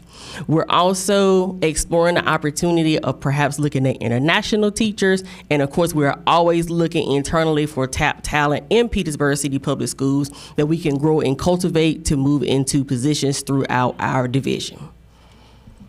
Next slide, please. Thank you for your support as we get the right people who want to do the right thing right here in Petersburg to transform with us. I know I went through that fast, so I apologize. This is my first presentation since I've been here, but so I'm happy to answer any questions that you may have. Any questions? I'm gonna start over Yeah. here. Well. Any questions on this? Yeah. Ms. Tyler. I just had one, amazing, presentation, and thank you for the information. Internal hires. I know, or is it, can you kind of go through that process Is it like a typical standard hire where they just go through and fill out the application, or is there something different? Because I know there's been quite a few people that I've had conversations with that have expressed, lateral transfers within internally. So can you kind of explain the process so that? I can tell you what I've learned thus far. So I understand that there are transfers that have to be brought to the division. So lateral transfers are typically if you teach high school English and you want to move from maybe Pittman that works with secondary to the high school, that's a lateral transfer. In special education, there are more robust opportunities because we have special education at all schools. So I believe that our director of special ed is very involved with our principals in making recommendations for those transfers based on whether they have the adaptive or the general curriculum certification and the needs of those respective schools. So right now, what I understand is that there are conversations amongst leadership to fill needs as necessary in alignment with certification.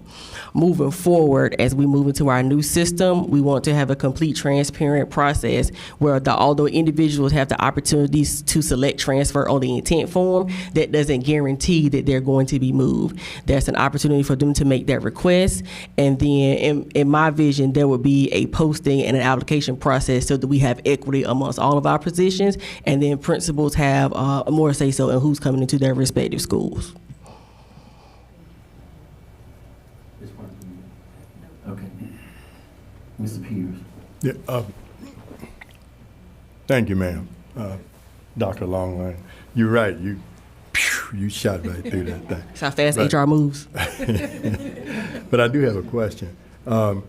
And you moved through it kind of quickly, but you did catch my attention. On slide 6, and what you were explaining, and typically what we get is this, and I'm just going to speak for, from what a board member might get from someone out asking a question of how, do you respond back, or do we respond back when they apply?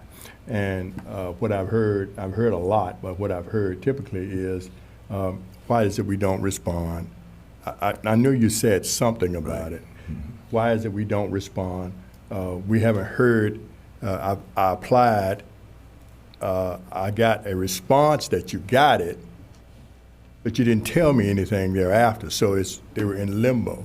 And application may sit there, then they'll call us back and make the comment, I never heard anything from anybody. So my question is, from the time somebody submits, and I know you're working on this, I got that. The curiosity would be, if I apply, I'd like to know, one, if you got it. Let's just say you got it. 2,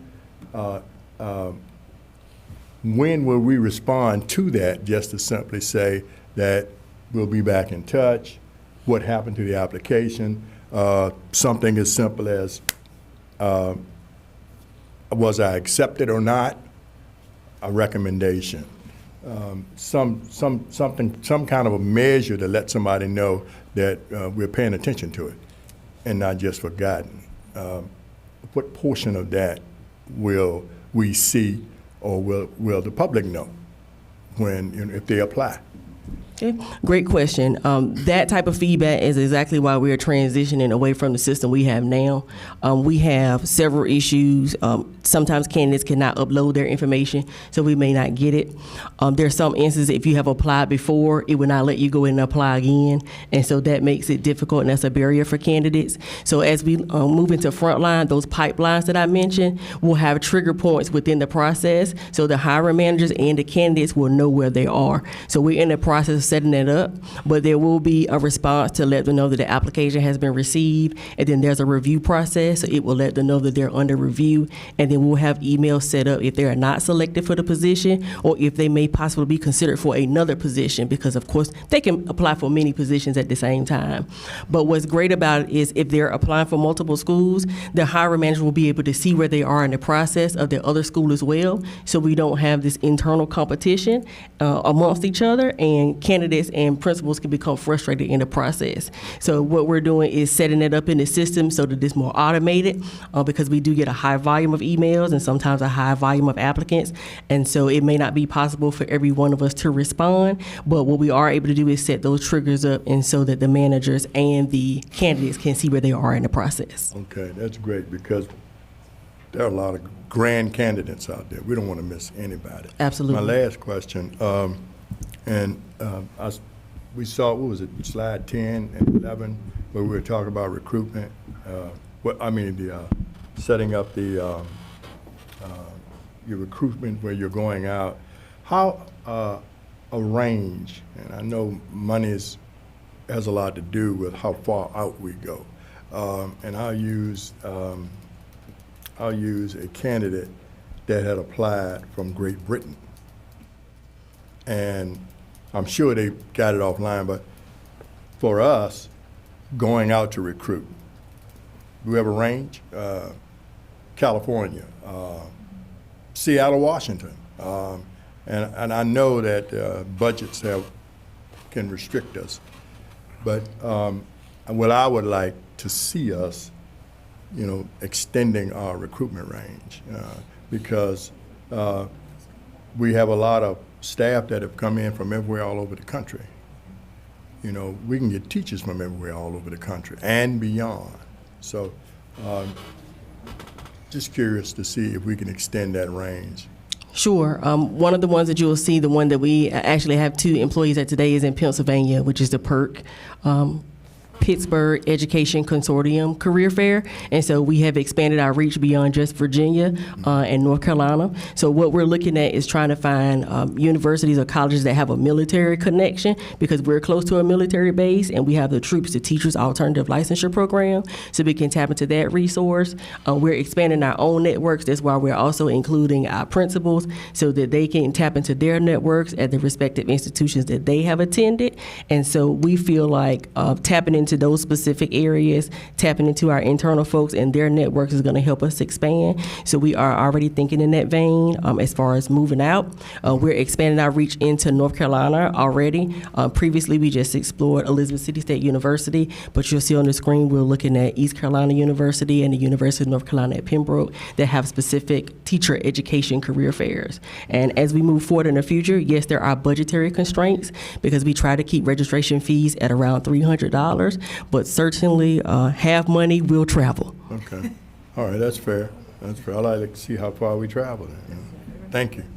Yes, sir. Mrs. Daniels. Excellent presentation. Thank you. The key to any business is customer satisfaction.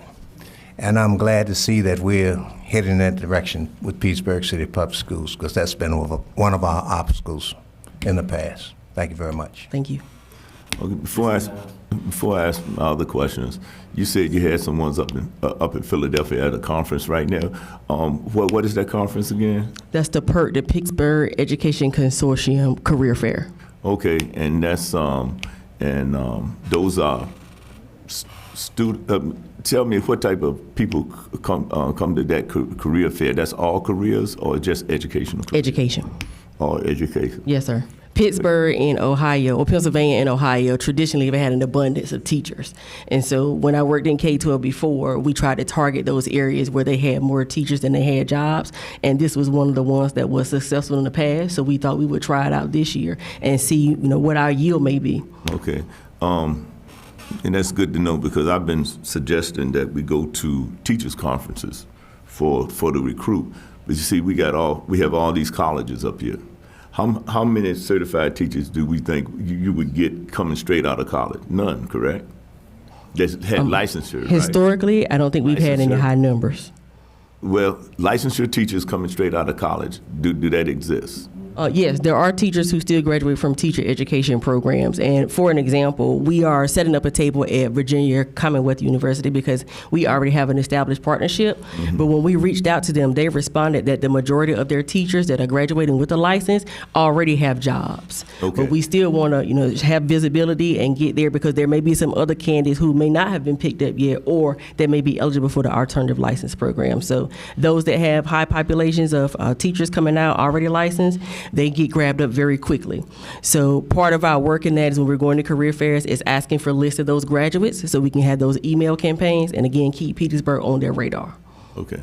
So the reason why the reason why we're asking that, because they're coming out of college fully licensed, right? Yes. Okay, so they was in the educational area. Now, Correct. we were looking for, I suggested in every year include things like the National Science Teacher Association Conference. That's in Philadelphia. That's in Philadelphia also. If you're looking for a science teacher, why not go where the science teachers are and recruit from there, other places? Because a lot of the people that we're getting out of college, they're not fully licensed. So the thing is that I don't know if we're getting any straight out of college fully licensed. So that's another thing. But if you want to get someone that's fully licensed, go somewhere where the teachers are fully licensed at these different conferences, because they got dozens of them all over the country. That you go to these teachers' conferences, and you can set up something to recruit there. We have to do something different. You know, we can't keep doing the same thing. You know, I would like to see you present this back at the beginning of the year with all these colleges on here, just like you got them, and show us how much you got out of who you got from each one, whether you got anybody from any of them, to put it up there so we could see our efforts. Because the thing is that we might have to change our focus, even though we keep these partnerships, but we might have to concentrate on in other areas to get people here. Do we have any programs where we network with other locales across the nation where we do just like exchange teachers so they can get an urban experience to a rural experience to a metro experience and stuff like that to help round teachers and training? Because if they're already doing that, you'd be surprised somebody might come here and want to stay. You know, do we have anything like that? I'm not sure, but on the last slide and what we're looking at is at the possibility of exploring international teachers. So there's a program that I've worked with before in North Carolina called, it used to be called VIF, but it's called Participate Learning now, and they do a little bit of what you just described, where they have licensed international teachers and they come over to the United States to teach in various areas. There are risks and rewards with that, just like there is with going to career fairs, but we're willing to be innovative to get the best folks here in front of our students. Yeah, and with the growing Latino population, I would like to see some Midwest focuses on there where we could, or somewhere in Florida or somewhere like that, where we can bring in people that multi-language, second language, English as second language, because we're going to need them. Because sometimes in different situations in the school system, we have a communication problem because we don't have enough people like that. So we need that English second language. Also, so that could be another focus to recruit teachers, area where we can recruit, yeah. But we really done fell short in the past, not you, because you just got here, but I told you in the past we had really fell short with this effort. And so we really need to improve that. You might need some other help from us, the board, to change the way, to change policies and change even salaries. Because I think if you're starting a licensure teacher out, same thing as a, what's the other one? Provisional license, that's not fair. You got things like that going on that, if I'm paying you this amount, then I'm gonna pay a licensed person the same amount to start out. That's not fair, so we need to have a difference in that. And same thing, then people with masters and license, it should be more incentive there. But especially when we recruiting, the highest paid teacher in Virginia, starting salary, is that still Arlington? Mr. Pritchard, do you know? Or is it Virginia Beach? It probably is Northern Virginia. Fairfax. Yeah. And so the thing is that we got the need here. We spend a lot of money on trying to get teachers ready. You might need to look at your salary and make that more attractive too. Yep. Thank you for that recommendation. One of our first efforts is the superintendent's proposal for the $7,500 bonuses if approved, because that's going to be targeting certified teachers. But point well taken, and we're excited to venture into bonuses and incentives are not salary. What I'm saying is, I just give you an example. If you're starting out provisional licensed teachers at, just example, I just said 52. Okay, and then your licensed teachers start out at 65. And then, no, I'm just giving you an example of what would be more attractive. And then the one with the masters start out at 70. Now, that's a difference. But the thing is, you done did all your work to get licensed, and you starting out the same thing as a provisional. That makes no sense. None whatsoever. It should be at least a $8,000-$10,000 difference in those two teachers, because we want the licensed teachers. So the thing is, and then you put that master to it, that's another $5,000. So we have to look at it like that and stop saying everyone's the same. Everyone is not the same. So the thing is that, and we got to create that now. So I understand the incentive. Okay, we give them some money to sign up, but we need a salary to keep them, not an incentive. Okay, but that's just a.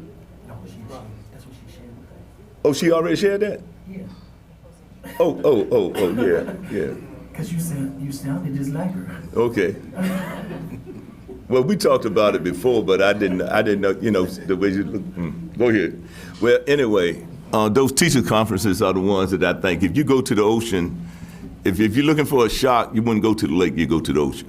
So if you want a certified teacher and go to a teacher conference, we might want to pick out a few of them to go to teacher conference, especially science teachers conference, because we really hurting in STEM. Ms. Proctor. I would like to reiterate something Mr. Miles has said, though he's done a good job of it himself, but I'm another voice.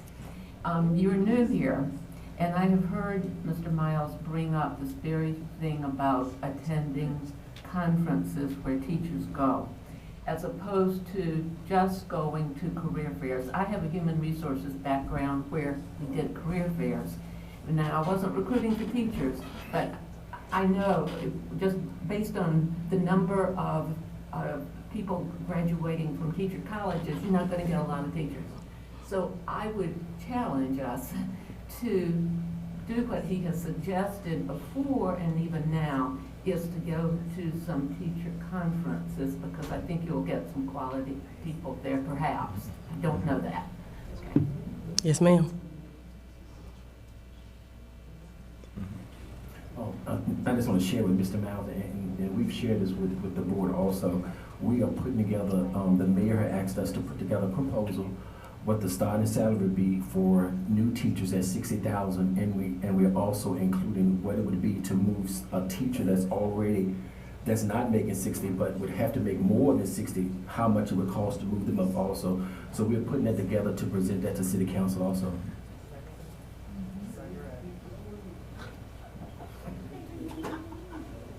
Anyone else? Okay. When we had the gentleman that was going out with trying to get teachers in, were we successful in that at all? You talking about last year? Yeah. Mm-hmm. No, we didn't receive an update. No. That was from Mr. Brown. Mm-hmm. I don't know if he still does that or not. Is he still recruiting, Mr. Brown? Okay. Yes. He's still out. Yeah, that was last year. So we still paying Mr. Brown. Yes, he still works here. He just hasn't seen it. You haven't seen him.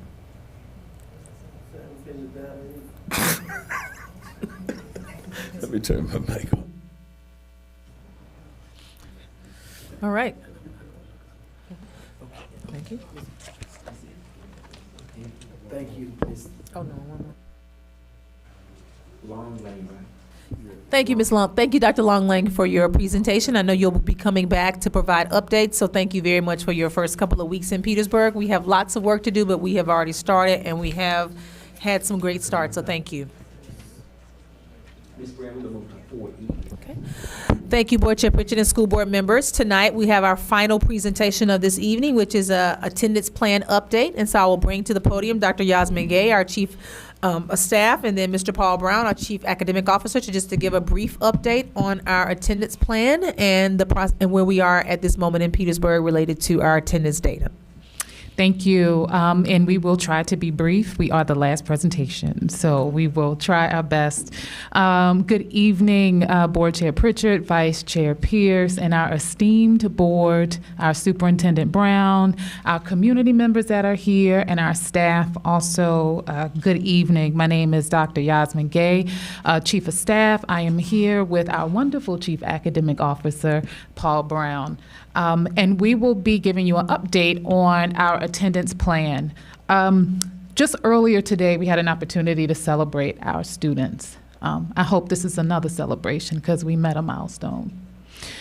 So here we go. Next slide. All right, for our agenda, the first thing we will do is just to give a summary, just a reminder of why we're doing this, a focus on improving attendance and reducing chronic absenteeism. Our board set a goal that we had to meet for 2024. Our comparison attendance data we will talk about as well. Our superintendent attendance policy recommendations, so our superintendent will talk about recommendations to our current attendance policy. And we'll also talk about some enhancements that we've made to our attendance plan. And it's broken down into 3 buckets. One is, what is our division's responsibility? Also, responsibility for our principals and schools, and also our family and community responsibility. Dr. Lee is here and will be sharing with us as well. Next slide. All right, as I mentioned, our board set a goal in 2024 of a decrease in chronic absenteeism at 3%.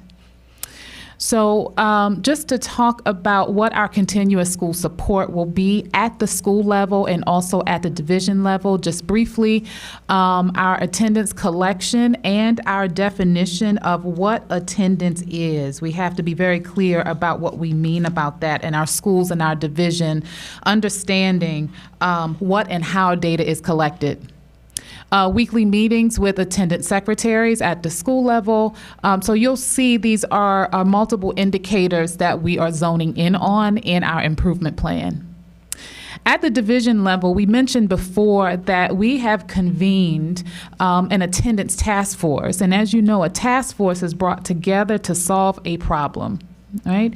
And so just want to recognize members of our task force, Janeska Jefferson, our truancy lead, Jesse Chavis, discipline coordinator, Alicia Fields, principal of Petersburg High School, Joy Lowry, who is our director of secondary education, Rochelle Hines, who is our supervisor of research, Dr. DeCardra Jackson, Ms. April Blunt, Dr. Brandy Lee, who is our coordinator of family engagement, our CAO, Paul Brown, Jamal Ellison, our director of programs for communities and schools, is also partnering with us. Wanda Stewart, who's the CEO of Yes, Janeska Jefferson. I did mention her. Thank you, Mr. Brown. Dr. Tori Manson, who's our Director of Special Education. We are moving to advance our task force because we want to get multiple perspectives. We will be having a student as a part of our attendance task force to give us feedback. Also teachers and community members, so please look out for that. Next slide. So here is our data, and I always say, I'm putting my data analyst hat on. We slice the data in a couple of ways. One is with our subgroups, and I want you to pay close attention to our particular subgroups. As you can see, overall, there has been an average decrease in chronic absenteeism across the board with our subgroups. There's been some increases here with our subgroups as well. You can see with our multi-race students, there's a slight increase there, and also with our Asian students. But when you look across the board, there has been a slight decrease in chronic absenteeism. And let me just mention this, our comparison from the 2023-2024 school year and this year, our 2024 and 2025 school year. Next slide. So as I mentioned, we will be very intentional when we share data with the board and also the community. So first you saw the subgroups from 2023, 2024, end of school year to this year. To date, yes, thank you. To date, which is March. Also, you can see, and this is more of like an analytic kind of number, is that when we talk about variance from last year to this year in comparison, there's been a change, 8.16% in the right direction, almost a 10% change, right? So that's big for a school district. It really is, a 10% change, but we can do more. Again, although we exceeded slightly, that tells a lot about there has been some practices that we put in place that have been very successful. Having a chance to talk to Vice Chair Pierce, that means that we need to set the bar higher and we have a little bit more teeth and accountability. So I'll hand it over to our superintendent.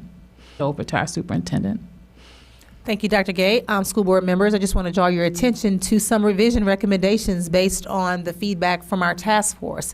And so I'm asking the school board, and I'll work closely with Mr. Pritchett and the team to talk about a couple of different things that we're requesting for our policy.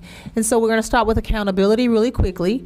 We want to, in our policy, really outline and determine and put in writing for everyone what is the accumulated amount of tardies that equate to an absence. So if you're tardy 3 days or 5 days, does that equate to being absent from school?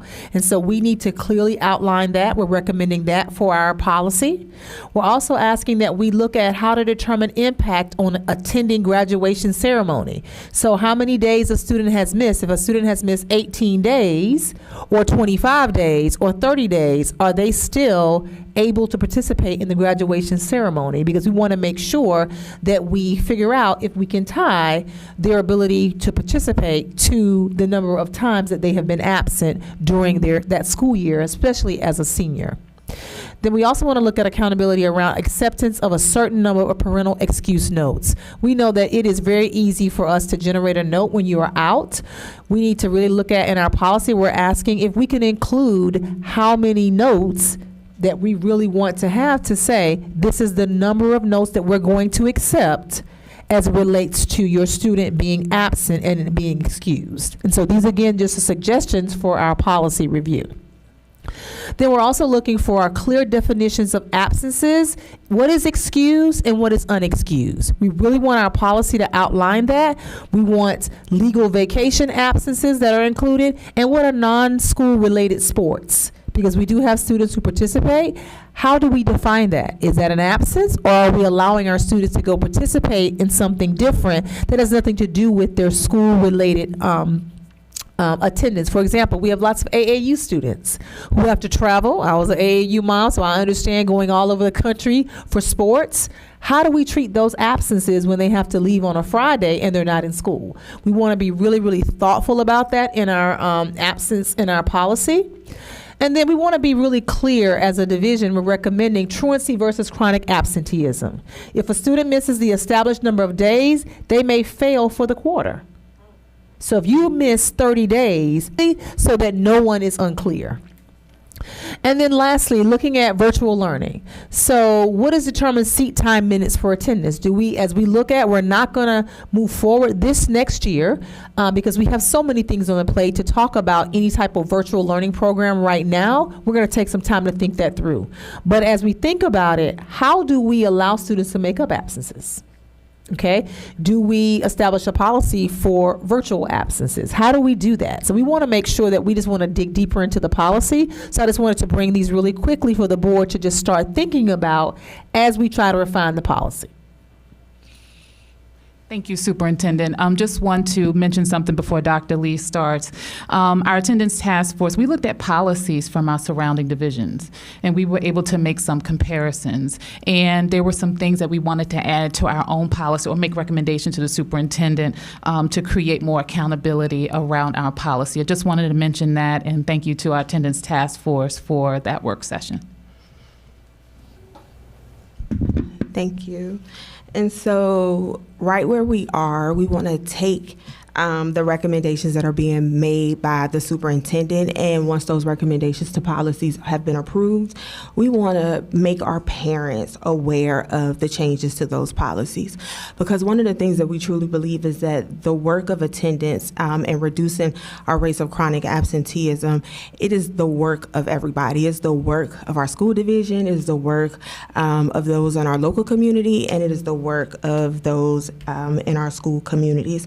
But it is also the work of our families. And so we want to make sure that our families are aware of the changes to those policies, that they are proactive when they are setting appointments and carving away time from school, just as the superintendent mentioned. But we also want to make sure that our parents know about opportunities to recover absences, because things do come up and there are things that we cannot always plan for. So we want to make sure that our parents know how their students can recover absences. Lastly, we want parents at the table. In order to have real impact, those that you are working with have to be at the table beside you. And so we want to make sure that our parents are joining PAC, that they are joining their school PTA, and that certainly once we get to that point, that they are participating in those attendance task force meetings as well. And I know that Dr. Gay has already begun thinking about how to move those meetings to later in the day to be able to accommodate our parents. As we move forward, we really cannot round out this work without thinking about how our community partners can fit into this work as well. And so our community partners need to be aware of the division attendance policy as well.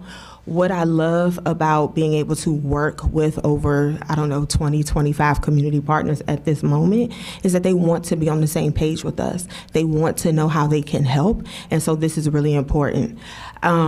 Community partners could also support the superintendent's vision around attendance by only scheduling our students to work after school shifts.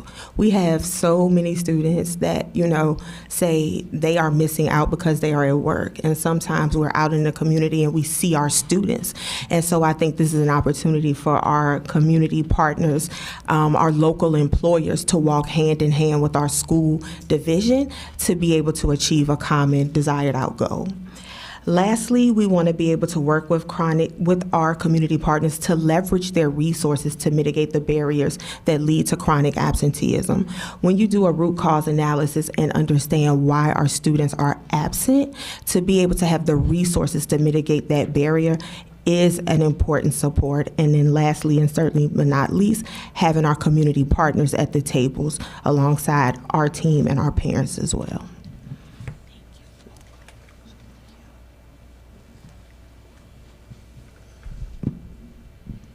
So finally, the attendance committee sat down and said, what is the system that we're trying to improve throughout our division? And we talked about the system that we would like. And first is that the attendance committee is looking at how do we establish a division data collection analysis system. With that system, I have to take off my glasses. It talks about the importance of the role of the principal in it, but it also talks about the responsibility of the division to create a system for monitoring attendance on a daily matter. And so we are in the process of partnering with Power School to look at our current student information system to get it to a point where principals on a daily basis can pull the percentage of their attendance per class, by class period, and by day. And so we really want our principals to have that attendance at hand, those percentages at hand. The other piece is that the principals really felt like that this was, attendance is a priority for them. As the instructional leaders of the school, they really want to talk about how do we make school more engaging for our students. So one of the things that principals have done this current school year, they have had attendance parties. Some classes are being honored for making perfect attendance. And so they're doing lots of things to get kids engaged. The other piece is that they're looking at, as we roll out the instructional framework, kids come to school when three things occur. One, that teachers are excited about kids and show that they love kids. Two, when classrooms are structured, and when kids feel safe. And so we are really working around how do we make our classrooms more engaging for students? How do we support our teachers to create more engaging classrooms? And so principals are really owning the instructional leadership component. The other one is establishing school-based teams. And so we're actually going back looking at our current attendance plan. We're revamping those members on the team. Dr. Gay mentioned making sure that we have a student involved where they are. Currently, some of our schools principals have established student committees where they're actually meeting with students, getting feedback for students about what can we improve. This afternoon, I actually had the privilege of attending Petersburg High School, the speech competition. And at the end, I was talking to one of the winners, and I said, what other things would you like to see at Petersburg? What kind of clubs to make Petersburg High School more engaging? And the student said that there are lots of activities have been happening this school year compared to this year. And I said, what other things would you like to have? And he just kept saying, more clubs. At the middle school level, this morning we had principal meeting, and the principals are talking about things that we can do for this year to really get our kids more engaged around learning as we close the year, because our goal is to finish strong. And Vernon Johns Middle School talked about adding some additional after-school activities, because when kids are engaged in school, when they have something they're excited about, it may not be math, but it may be a club that they're a part of after school. And so our principals are looking at what can we do differently next year to make our schools more engaging for our kids, not just from an academic level. Finally, there is a monitoring piece. The division will be also looking at establishing a division monitoring team that will also monitor and support attendance. And so we're really looking at revamping our whole attendance plan based off our new policy, but really looking at how do we support our principals and our schools and those attendance teams and making sure that we monitor attendance. Because we know that if kids are not in front of teachers, they're not learning. And so we want to make sure that we create an opportunity for our kids to be at school, hold them accountable, but also create an engaging environment for them. And then the last piece is recognizing when our schools and our teachers and our teams and our students actually meet the goal for attendance. And so I know Ms. Fields at the high school, they just had a dance for kids, and it was for the 12th graders. They were had the highest attendance for this month, and they had a dance. One school had a glow party. But they're doing different things to make sure that kids are engaged. And I was talking to a teacher that explained, actually it was one of our instructional specialists, was visiting a class, monitoring a classroom, and a student came in, and the class stopped and clapped for the student because the teacher said, "Thank you for being here. We have perfect attendance." And that class had perfect attendance for 20 days.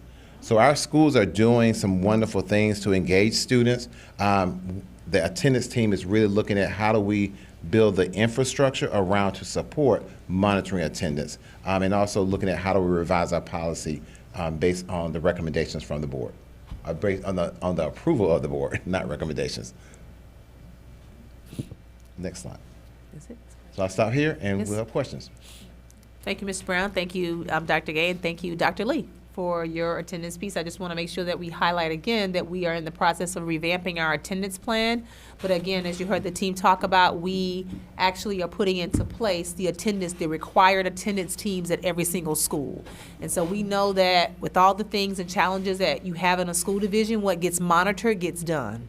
And so the attendance team is one big piece that is required, that principals are leading those efforts and making sure that we have the right people on those teams so that you're always looking at what child is not there today. Is Yolanda not there? Is Paul not there? Why are they not there? And that you're not waiting 2 weeks later to figure out that they've already missed 10 days. And so those attendance teams are one of the key strategies that we're implementing across the division. And so if you haven't heard about the attendance team in your school, the principal should be able to speak to it, because that is the strategy, one strategy we're trying to use that's different, and making sure that we're monitoring and supporting principals with the data. So thank you, team, for your efforts. Of course, we said we are excited about the 3%, but that is today. We got to make it into the end of the year so that we stay and that we continue to show a decrease in chronic absenteeism. So with that, thank you, team, for your work, and I'll turn it over to Butcher Pritchett. Thank you, Ms. Brown, Dr. Gay, Mr. Brown, and Dr. Lee. Thank you all. Any questions from board members?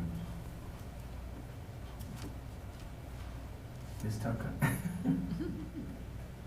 I know, Ms. Brown said that we're working to maintain. Do we have any personalized, school chronic absentee plans? Like, do we have any plans that the actual attendance team has set together? Because every building is different, every community, every neighborhood is different. So do we have a target plan, per school? And if not, is that something that we can, get our schools or our, attendance team to work towards? Currently, we do have attendance plans at every school. That plan is based off of our previous attendance policy. What this committee has gathered around, when we looked at that policy created a division of how people are supporting attendance. And so, for instance, the truancy officers were at the level 3 instead of being down at tier 1.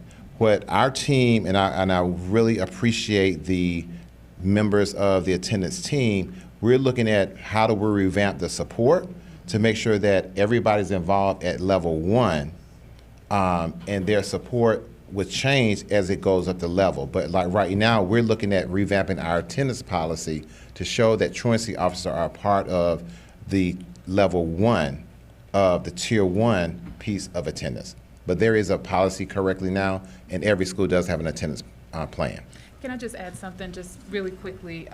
Thank you, Board Member Tucker, for asking that question. I call it individualized attention. And so because each school has different contexts, each team may look at different things based on what their data is telling them. What the attendance task force is doing is providing that individualized support, will be providing an individualized support for schools. So if you can see, can you go back to the last slide where we talked about systems of accountability and support? So many of the things that you see may not look different from what you've done, because Board Member Tucker, you've been a part of this work for a long time with Dr. Lee. What we're doing right now is we are tightening up our systems, putting more systems in place for accountability and support. That's what is different.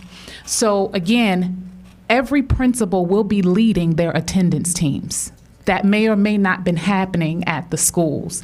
And we will be monitoring and supporting that. Remember, monitoring and support as a balance. When we look at the attendance team, they must have certain members of the team. You can see that to get various perspective, teachers, social workers, guidance counselors, as Mr. Brown said, students, that will be a part of the core team to give perspective. So when we think about what we're doing different or what we're trying to enhance is our accountability and support to improve attendance. What the superintendent said, what goes unmonitored goes undone. So we have to make sure that we're creating a monitoring system, as you said, division oversight. I will say what's also different too is that we did not have a division oversight around attendance. We may have attendance teams at schools, but we did not have a solid, clear division oversight around attendance. You can see we will be building an attendance dashboard, which creates transparency around where our schools are on a continuous basis, that joint responsibility. So just thinking about school level, we talked about at the school level accountability, but also there's an accountability at the division level where we need to make sure we're providing that accountability and support, where we're even saying, hey, Cool Spring, I see there are 10 students, right, that have been absent. Let's have a conversation about that at your next attendance meeting. At the division level, we should be able to say that.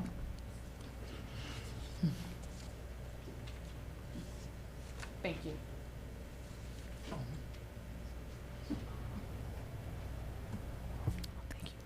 I'm sorry. Go ahead. I'm sorry. That was Ms. Tucker's question. Any other questions, Ms. Parker? Any questions to my right? Mr. Miles? Yes, I see you got the task force to create a policy. I know budget and policy falls under, is our main responsibility as a school board. Was any school board members invited to be on this task force to create this policy? So we're not creating a policy, we're creating a, we created recommendations for the board to look at. But for this, we're creating an attendance plan. It will be our instruction, it will be our plan for monitoring attendance. Right, and if we adopt it, it'll become policy, right?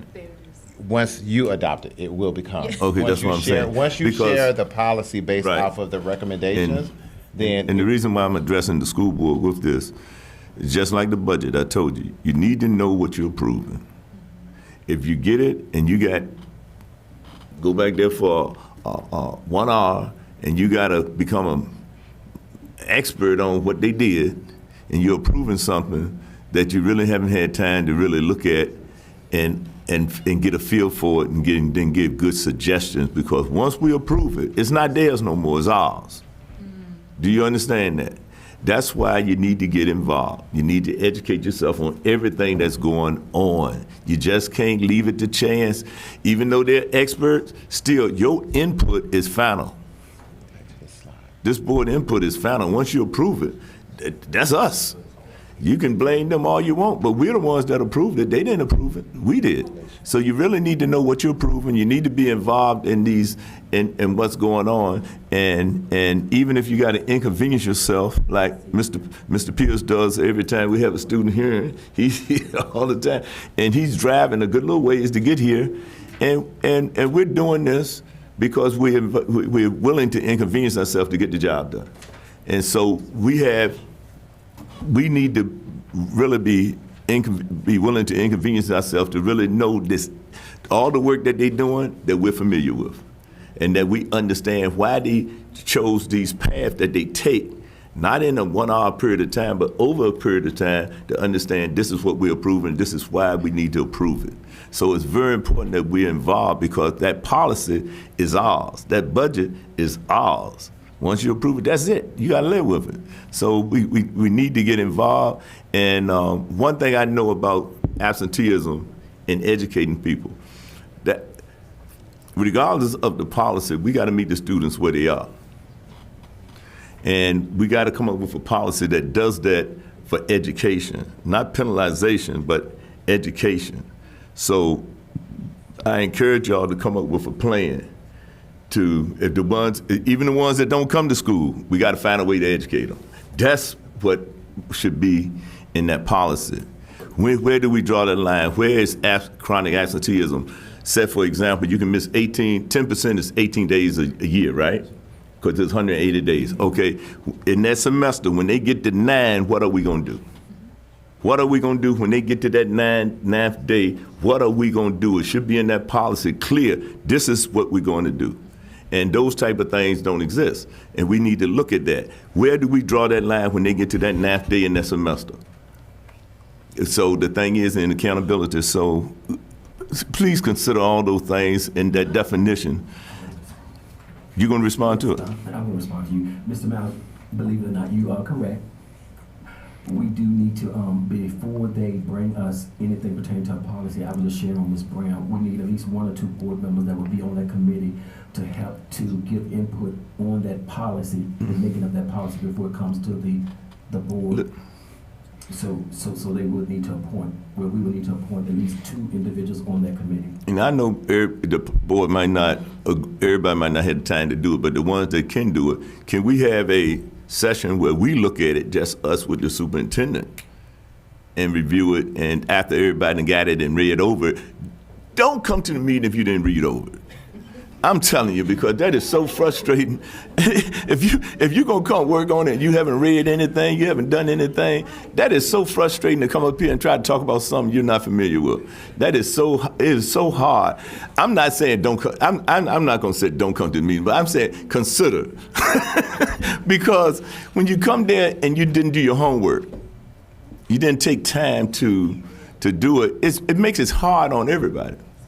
It makes it hard on everybody, and I want you to get the best experience from it. So, yeah, go ahead. Well, I'm going to shut up. Go ahead, Dave. Mr. Dance, his time is up. Yeah. Good presentation. I was just wondering, since we have decreased our absenteeism, do we have any plans to celebrate district-wide with that 8% decrease? 3.6. Or will it be maybe something to talk about? Yeah. That is a great question. I would take it back to committee. I know that schools are doing individual celebrations at their school. Yeah. And that is a great possibility at the end of the year if we make our goal to do a district-wide, a division-wide celebration as well. Yeah, every opportunity we have to toot our horn, we need to toot it. Thank you. Hopefully we can maintain, because usually the worst month is the last month. Ms. Mason. Yeah, for absenteeism. Kids lay out their last month. Hi. Kimberly Mason, Cool Spring nurse. I just want to say a lot of the recommendations that the superintendent has made, I just want to charge you just look at some of your old policies, because some of the stuff has been already in the previous policies through previous superintendents that was already policy. For instance, for the tardies, it used to be 3 tardies used to equal 1 absence. Mm-hmm. And it used to be, you only used to accept 2 parent notes only That's right. for the whole entire time. And everything else, it had to be a doctor's note. That's right. You know, so that was previous board policy. So I don't know what happened when it had got revised, but I would say just go back to previous policies back in the day. Yeah. But it used to be that way. Yeah. Yeah. I will say, Mr. Pritchard, that was one of the principals who have been here before. They kind of shared that during the committee meeting. The same thing. Yes. Okay. Thank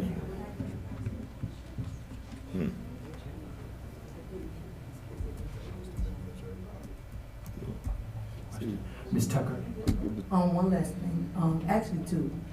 I know, the task force, and as Ms. Brown stated, we do have a lot of students that do play AAU. Is there, a window of opportunity for the leaders of the AAU groups to come in and sit on the task force? Because every year, it's a big commotion around, football and basketball with our students going to Florida. It has always been said that it is at the discretion of principals whether or not they will accept their excuses. So we have it's split in the division. Some principals in schools will accept and some schools won't. However, I feel if we bring those coaches and those leaders to the table and kind of go over that chronic absentee piece with them, I think it will kind of not eliminate, but kind of reduce more, because then we can hold them accountable on the courts and on the field. So I suggest, that's a suggestion that I have, if we could. And the other thing is, with the data piece, with the subgroups, is it any way we can get a more detailed breakdown per school? So that we can kind of see what the targets are and kind of try to target those schools? Because I know like with Vernon Johns, it may be whereas Blandford has a more reduced number than the actual Vernon Johns school itself. So if we could kind of get a breakdown, that would be great. Thanks. Yes, and that's also one of the improvements we're trying to make, is where we can create an attendance profile per school, and that it will be available to the public as well as to at school level. And that's one of those things that we're trying to improve. That's one of the recommendations from the committee. Mr. One thing about sanctioned events, if for sports, if it's AAU, Virginia High School League, or anything that's sanctioned that is on the calendar with the school is not supposed to count as absenteeism. So is it sanctioned, and do they have it on the calendar for these kids to participate? Because if they're absent, they should be able to make up their work.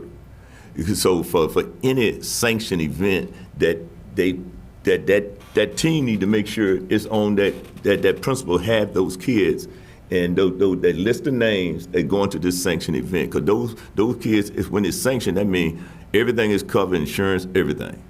So they should that's an absence that shouldn't be it shouldn't be an absence. They should be able to make up their work to go to that event. So so now they're going to AAU events that haven't been approved and not on the principal calendar, knowing that they're not going to be there, and then they get a letter of the week before, hey, they're going to this event. It's not on. We don't have it on the calendar. You know, even if it's sanctioned, you know, you should have got it on the calendar.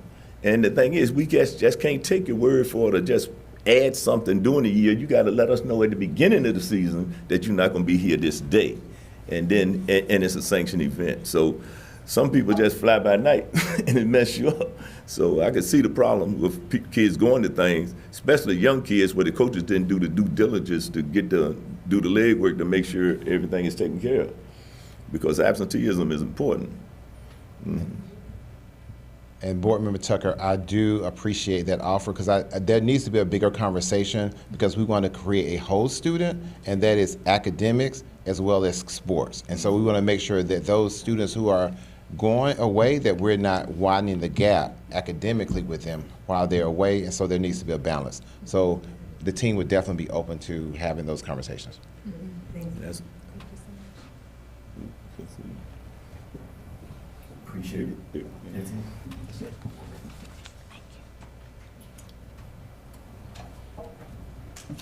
Do we have two board members that's willing to serve when Ms. Brown sets up her meeting?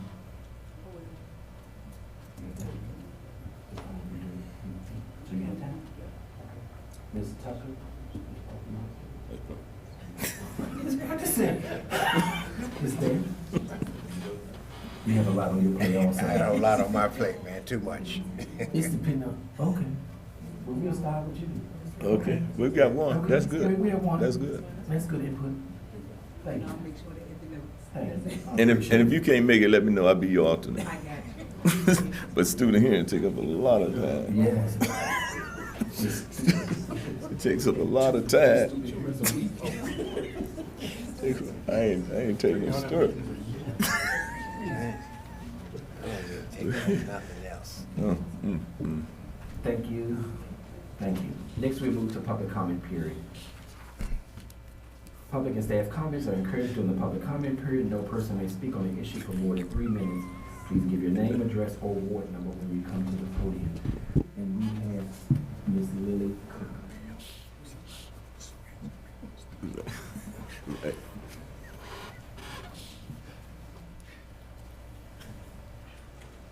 Hi.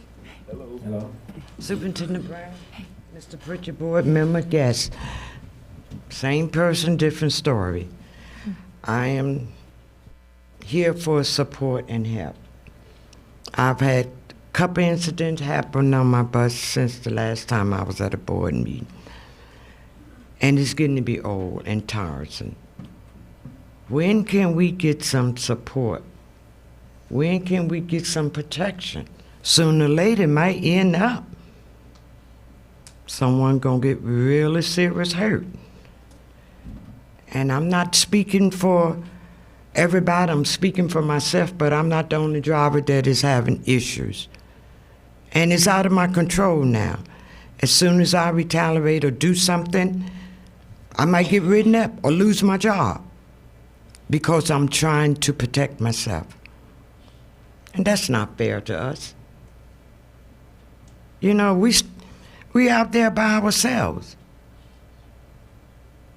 I know you guys say no, but yes, we are. No help, no support. And my 3 minutes is up, okay? I just need help. We need help. Thank you, guys. Thank you. Thank you. Was there anyone else?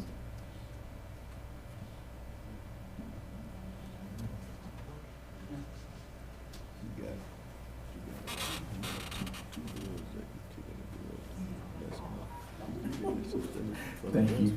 Okay, board members, we'll move now to our action item. 6A.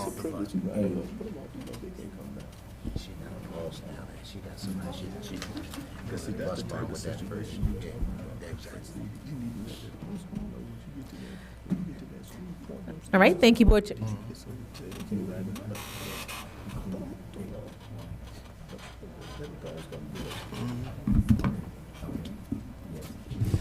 Thank you, Board Chair Pritchett and school board members. It is the superintendent's recommendation that the school board approve the draft FY26 budget proposal in the amount of $89,018,327 as provided. To go before council. To go before City Council as approved. Okay, you've heard the superintendent's recommendation. Is there a motion to accept? So move. Moved by Mr. Miles. Second. Mr. Pierce, all in favor? Aye. Opposed? Motion carries. 6B. 6B.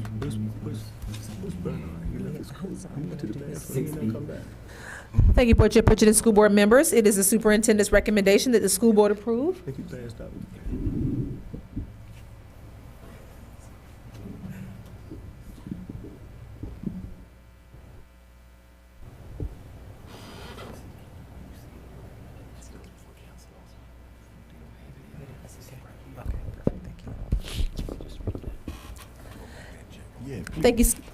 Thank you, School Board Pritchett and school board members. It is the superintendent's recommendation that the school board approve the budget amendments as presented and increase the appropriation for the FY 2024-2025 by $4,523,623.18 and direct staff to forward the necessary documents to the City Council for its approval.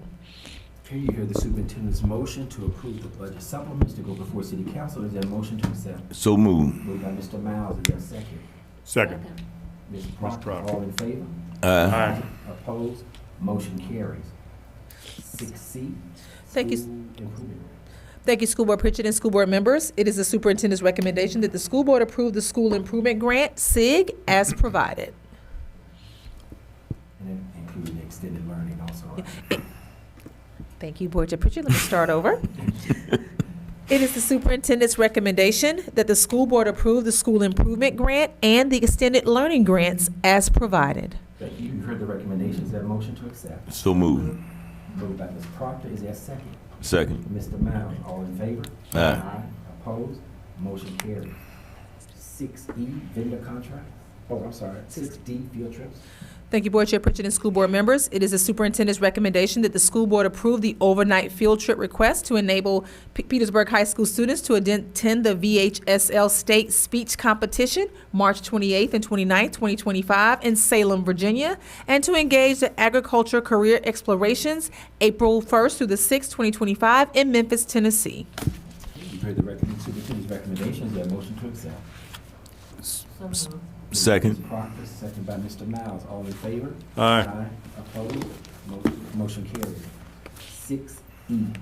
Thank you, Board Chair Pritchett and school board members. It is the superintendent's recommendation that the school board approve the school nutrition consulting services contract as provided. And you can look up at the screen. The recommendation is to award for board approval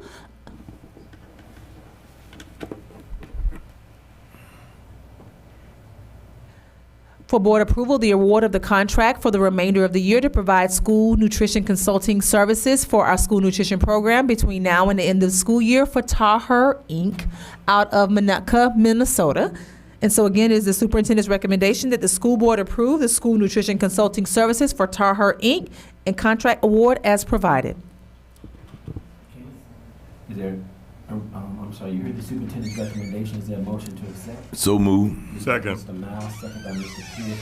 All in favor? Aye. Opposed? Motion carries. Next, we move down to our information items. Our superintendent's report 7A. Thank you, school board. Sorry.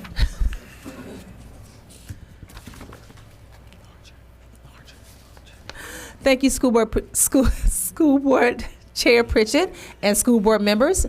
Tonight is my first superintendent's report that I will be summarizing for information for the school board members around our special purchasing items. And so special purchasing item number 1, concrete repairs at Vernon Johns and Westview.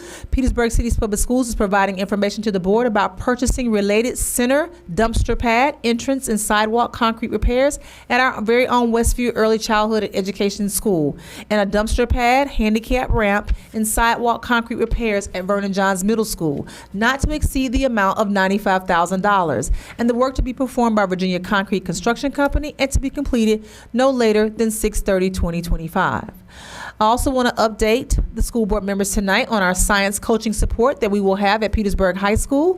We will be providing an informational update on collaborative teaching and learning group consulting, who will be providing support at Petersburg High School. So what we'll do is we'll focus on instructional support and coaching for our secondary science. They will help us by reviewing lesson plans for alignment with teachers and administrators, and they will help us to do learning walks with school administrators and the director. This is a part of our work in Petersburg City Public Schools to continue to provide job-embedded professional learning focused on systematic instruction and evidence-based practices, to develop science and engineering practices and conceptual work across our schools. They will work with our Petersburg City Public Schools High School to evaluate data and resources to establish objectives, align instructional support, and track student progress. So again, as a part of my superintendent's report tonight, I just wanted to update you on a couple of changes related to our capital improvements project and to update you on support that we will be providing at Petersburg High School. Thank you, Ms. Brown. Does that have a date and a deadline? Does that have a date that it's going to take place? We will get that date and deadline for you, Mr. Brown. I know this is a part of the work, so we'll provide the date that they will start and the date that they will end and the length of the contract. Okay, because being a STEM person, I just like to observe a little bit of it when they start. Mm-hmm. Thank you, Board Chair Pritchett. That concludes my superintendent's report for this evening. Thank you. Committee reports, any reports from any committees? Do we have to approve that? The last one? We don't? No, this is not approved. Okay, all right. It's under, based on board policy, it's under the amount that Okay. is approved. Okay. Yeah, so she's only giving information. Okay. Any committee reports? Yes. Yes, sir. Yes, School Health and Advisory Board, we had a meeting. We did not have a forum, but we did take minutes for the next meeting. But we did discuss vaccines. So next month, not next month, May, we're gonna give you an update on the vaccines for the kindergarten, starting school, because they get them at 1-year-old, 4-year-old, then the sixth grade, and then the 11th grade, because they have to have their vaccines to go into the 7th grade, then they got to have their vaccines to go into 12th grade. We'll let you know how well that went. Okay. Appreciate it, sir. Mm-hmm. Okay, any new business for the board members? And also down in the I'll let you know, down in the FYI section, there is a free VSBA webinar that's coming up. And it will be Thursday, April the 24th. It is on conducting effective internal investigations, and it's free. So you may want to sign up for that. Also, the JROTC military ball, we received the invitation. Is it Colonel June? Colonel, yeah. Colonel. Mm-hmm. Okay. Colonel. She sent us an invitation Fulberg. that is April 26th, Saturday, April 26th, 6 p.m. to 10 p.m. at the Great Wolf Lodge in Williamsburg. I want If to you're go so interested in bad. I attending, want to go please so see her. bad. There I is a can't cost. I believe it's $25 per person. Yeah, that's not bad. And the last one, Dr. Manson sent the Big Feet Meet Olympics, celebrating diversity, Special Olympics. It's going to be held at Virginia State on April the 17th at 10 a.m. at Rogers Stadium. And I think I will not be able to attend that type of meeting and make a walk that morning. So if anyone can get, it's the same, it's the same. It's make a walk meeting. Not that you sent a representative. You did say the 17th, It's right? the 17th on the flyer. Okay. If that's a Thursday. That's a right? It should Thursday, be the right? third Thursday. Yeah, we usually have kids there. It's pretty good. Okay. Yeah. Mr. Davis, We have a Head Start meeting tomorrow at 10 at Westview, which I will be attending. thank you. And we had Nikki Walker tomorrow at 9 a.m. We're voting on the budget there also. And you have a superintendent's meeting at 8 a.m. Also, Ms. Tucker, you were not here. This was sent to me. Friends of Scouting dinner that will be held on April the 8th at 5:30. Dinner at 6:45 at the Richmond Convention Center. And this is free. They say you have to give a donation, but if you want, if you can or want to attend, let me know. I'm gonna give you the names tonight. So you let me know if you plan to attend tonight, so I can text them the names. The event is free, and we have students that are in Petersburg that are in the troop, because Mr. Dance, I know they have a troop out of their church. Yes. That's one of them. Yes, Gilfield Baptist Church. Mhm. Yes, and I think is it Mr. Mullins? Mr. Mullins, He's yeah, one of he's them. one of the assistant scoutmasters, city treasurer. Oh, because I don't know, we're gonna have another meeting before then, but Concerned Black Men is having that lock-in in April. I'll bring you that meeting at the next, I'll bring the information. It's gonna be at the YMCA. Yes, because of spring break, our next meeting will not be until April the 16th. And see, that's, You might have it before, we have been doing the spring break. actually it's doing spring break. That's when most activities happen. Wow, so we're doing our YMCA lock-in for the mentees. And last Saturday, we did our STEM program, which they made from scratch, remote control race cars. So they'll be finishing up that and doing it at the lock-in. And the kids that did it were 31 elementary school kids. And we did it at the elementary school. Mr. Rodriguez allowed us to do that at Pleasant Lane last Saturday. So they did a really good job. I tried to send you some pictures of, you got them. The kids did a really good job with 31 of them, 31 elementary boys. They put together those remote control race cars from scratch, every screw. Fantastic. Yeah. Okay, anyone else with an announcement? Okay. Oh, I'm sorry, Monday, the 24th, Ward 3, we're having a Ward 3 meeting at Vernon Johns. The speakers are City Manager Marsh, Ms. Brown, and the President of Bright Point Community College. What date? Monday at 6 p.m. at Vernon Johns. This coming Monday, Yes, 24th, 6 p.m. Vernon John.